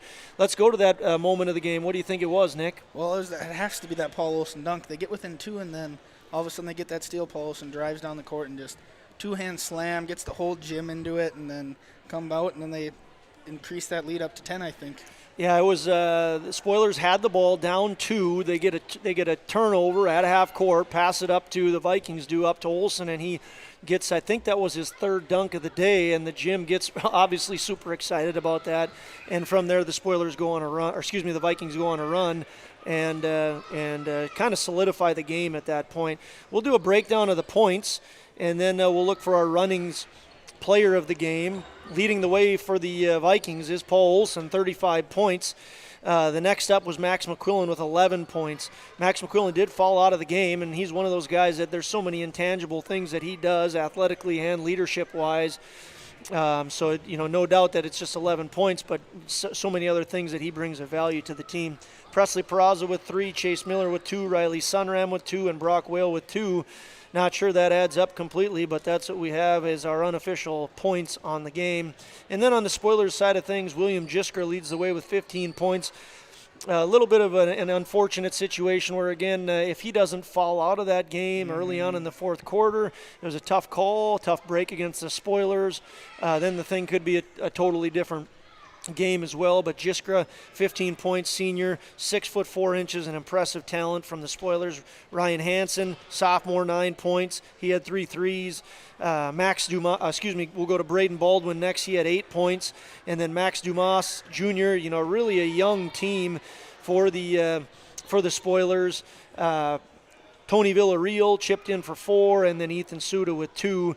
That's the scorers for the Spoilers. Let's move to our runnings player of the game. It might be obvious, especially if you were a fan watching this whole game. Nick, let's cut to the chase. Who's our runnings player of the game? Paul Olsen. You got to give it to him. I mean, you start the game hot like he did, 13 points without any other Kindred player scoring, then just builds on it the rest of the game. We got to ask him if he did change his shoes after that first quarter. I'm interested while you're into that locker room. But so, ending with 35 and leading his team was just a great outing by him. So if you did that, if he wore some shoes that he wasn't supposed to wear and then flipped into these, what do you do your next game? Do you start with the shoes that you went and changed into, or do you start with the bad shoes and then go make the change? I don't know. I think after the first quarter, I think you just run to the bathroom either way. Run back to the locker room. I'm with you. Superstition. You got to wear the bad shoes right away and then go make the change and get those hot shoes on. He scored the first 13 points for You can't even say he put the hot shoes on. He scored 13 in the first quarter. So he had 13 of the first points for the Vikings. He had 4 3-pointers. He had, was it 4 dunks from Paul Olsen, or was it 3? I think it was 3. It was a lot, and he just had an outstanding game, controlled the floor, was fantastic. Paul Olsen, you're a no-brainer for the runnings player of the game. We thank you for providing us with the MLGC moment of the game and the runnings player of the game. One more quick thank you to our sponsors. I want to run through those because we're just so thankful to not have to have people pay to watch basketball. We got our sponsors that make this happen. NAI North Central and Randy Kramer, Kindred Storage and Kindred State Bank. Jim Pearson, a big supporter of what we do for Magnitude Sports and in Viking Nation. The Knickerbocker and Mike Bice, super excited Mike Bice, by the way, as the Bison are national champions, and he's a big supporter of not only Viking Nation but Bison Nation as well. Got to Go Driving, Martinson Ag, MJ Nipstead, they I think are down in Frisco as well. DJ's Plumbing, Goldmark and Andy Westby, Kindred Area Arts Partnership, and the Kindred Booster Club. Don't forget to get your Viking Pride dinner and auction tickets March 12th. There's a lot to celebrate in Viking Nation, and they're going to have a good time March 12th. Kindred State Bank, I had already said, Peterson Seed, Viking Homes, and the Opgrand family, along with Runnings and the Opgrand family from Naples, Florida. Stein Seed, MLGC, Springbrook Tavern. If you're looking for something to do after the game, Springbrook Tavern and Knickerbocker, 2 fun places to go to. Superior Grain Equipment and Mustang Seed, Clay Erdman. Thank you very much to our sponsors. Nick, do you have any closing thoughts before we start moving our way out of the gym? No, I don't think I do. It's just an overall great day. 2 great games. The girls' game set the tone right away. Fun to see the gym's packed. Grafton brought a lot of fans too, and I bet they had a lot listening in. It's just cool to see those small Class B towns show out for their teams and watch them play some hard basketball. Yeah, again, I want to give a special thank you to a couple of the coaches that came up and joined us in the booth. We had Coach Whale come up here, Coach Sam Brandt, Coach Sieben. They got a lot on their mind, and for them to come up here and take the time to visit, hopefully our fans enjoyed that opportunity to listen to them, and we certainly are appreciative of that. Nick, we did do an over-under to start today. The over-under was how much is the winning national championship football team going to win by, and it was 27.5. You nailed it. You said over 28. So whoever set that line really did a good job, but you get the victory, so that moves your record to 2-1 if anybody really cares. Here's my question for you that we'll use as our second over-under. It's just a yes or no. Do you think that the Kindred Viking girls basketball team will have a rematch against the Grafton girls basketball team this season? Do you think there's a rematch in place? That's a heavy question, Josh. Ooh. I think I'm going to plead the fifth on this one. You can't plead the fifth, otherwise you automatically lose. I'll go 2-2. I'm 500. That's okay. Great. Okay, doesn't want to make overall. the prediction, folks. That's very boring. Feel free to text Eggie and let him know your thoughts on that. It would certainly be exciting. I'd love to see one. Yeah, it would be very, very exciting if they did rematch. It was a fantastic girls' game. We wish both teams on the girls' side the best of luck as they continue on, and certainly on the boys' side of things, the Grafton Spoilers boys have a bright future ahead of them. They are 5-1. That was the first loss of the year, so we wish them the best of luck. Nasty weather out there. Hopefully everybody travels home safely. We want to, again, thank you for joining us on Magnitude Sports. Closing comments, Nick? Nope, just 2 great games. Fun to be here alongside a great partner. I appreciate that. So we'd like to thank everybody for joining us once again. On behalf of Nick Eggman and Magnitude Sports, my name's Josh Almaris. Thanks for joining, and drive safe, stay warm.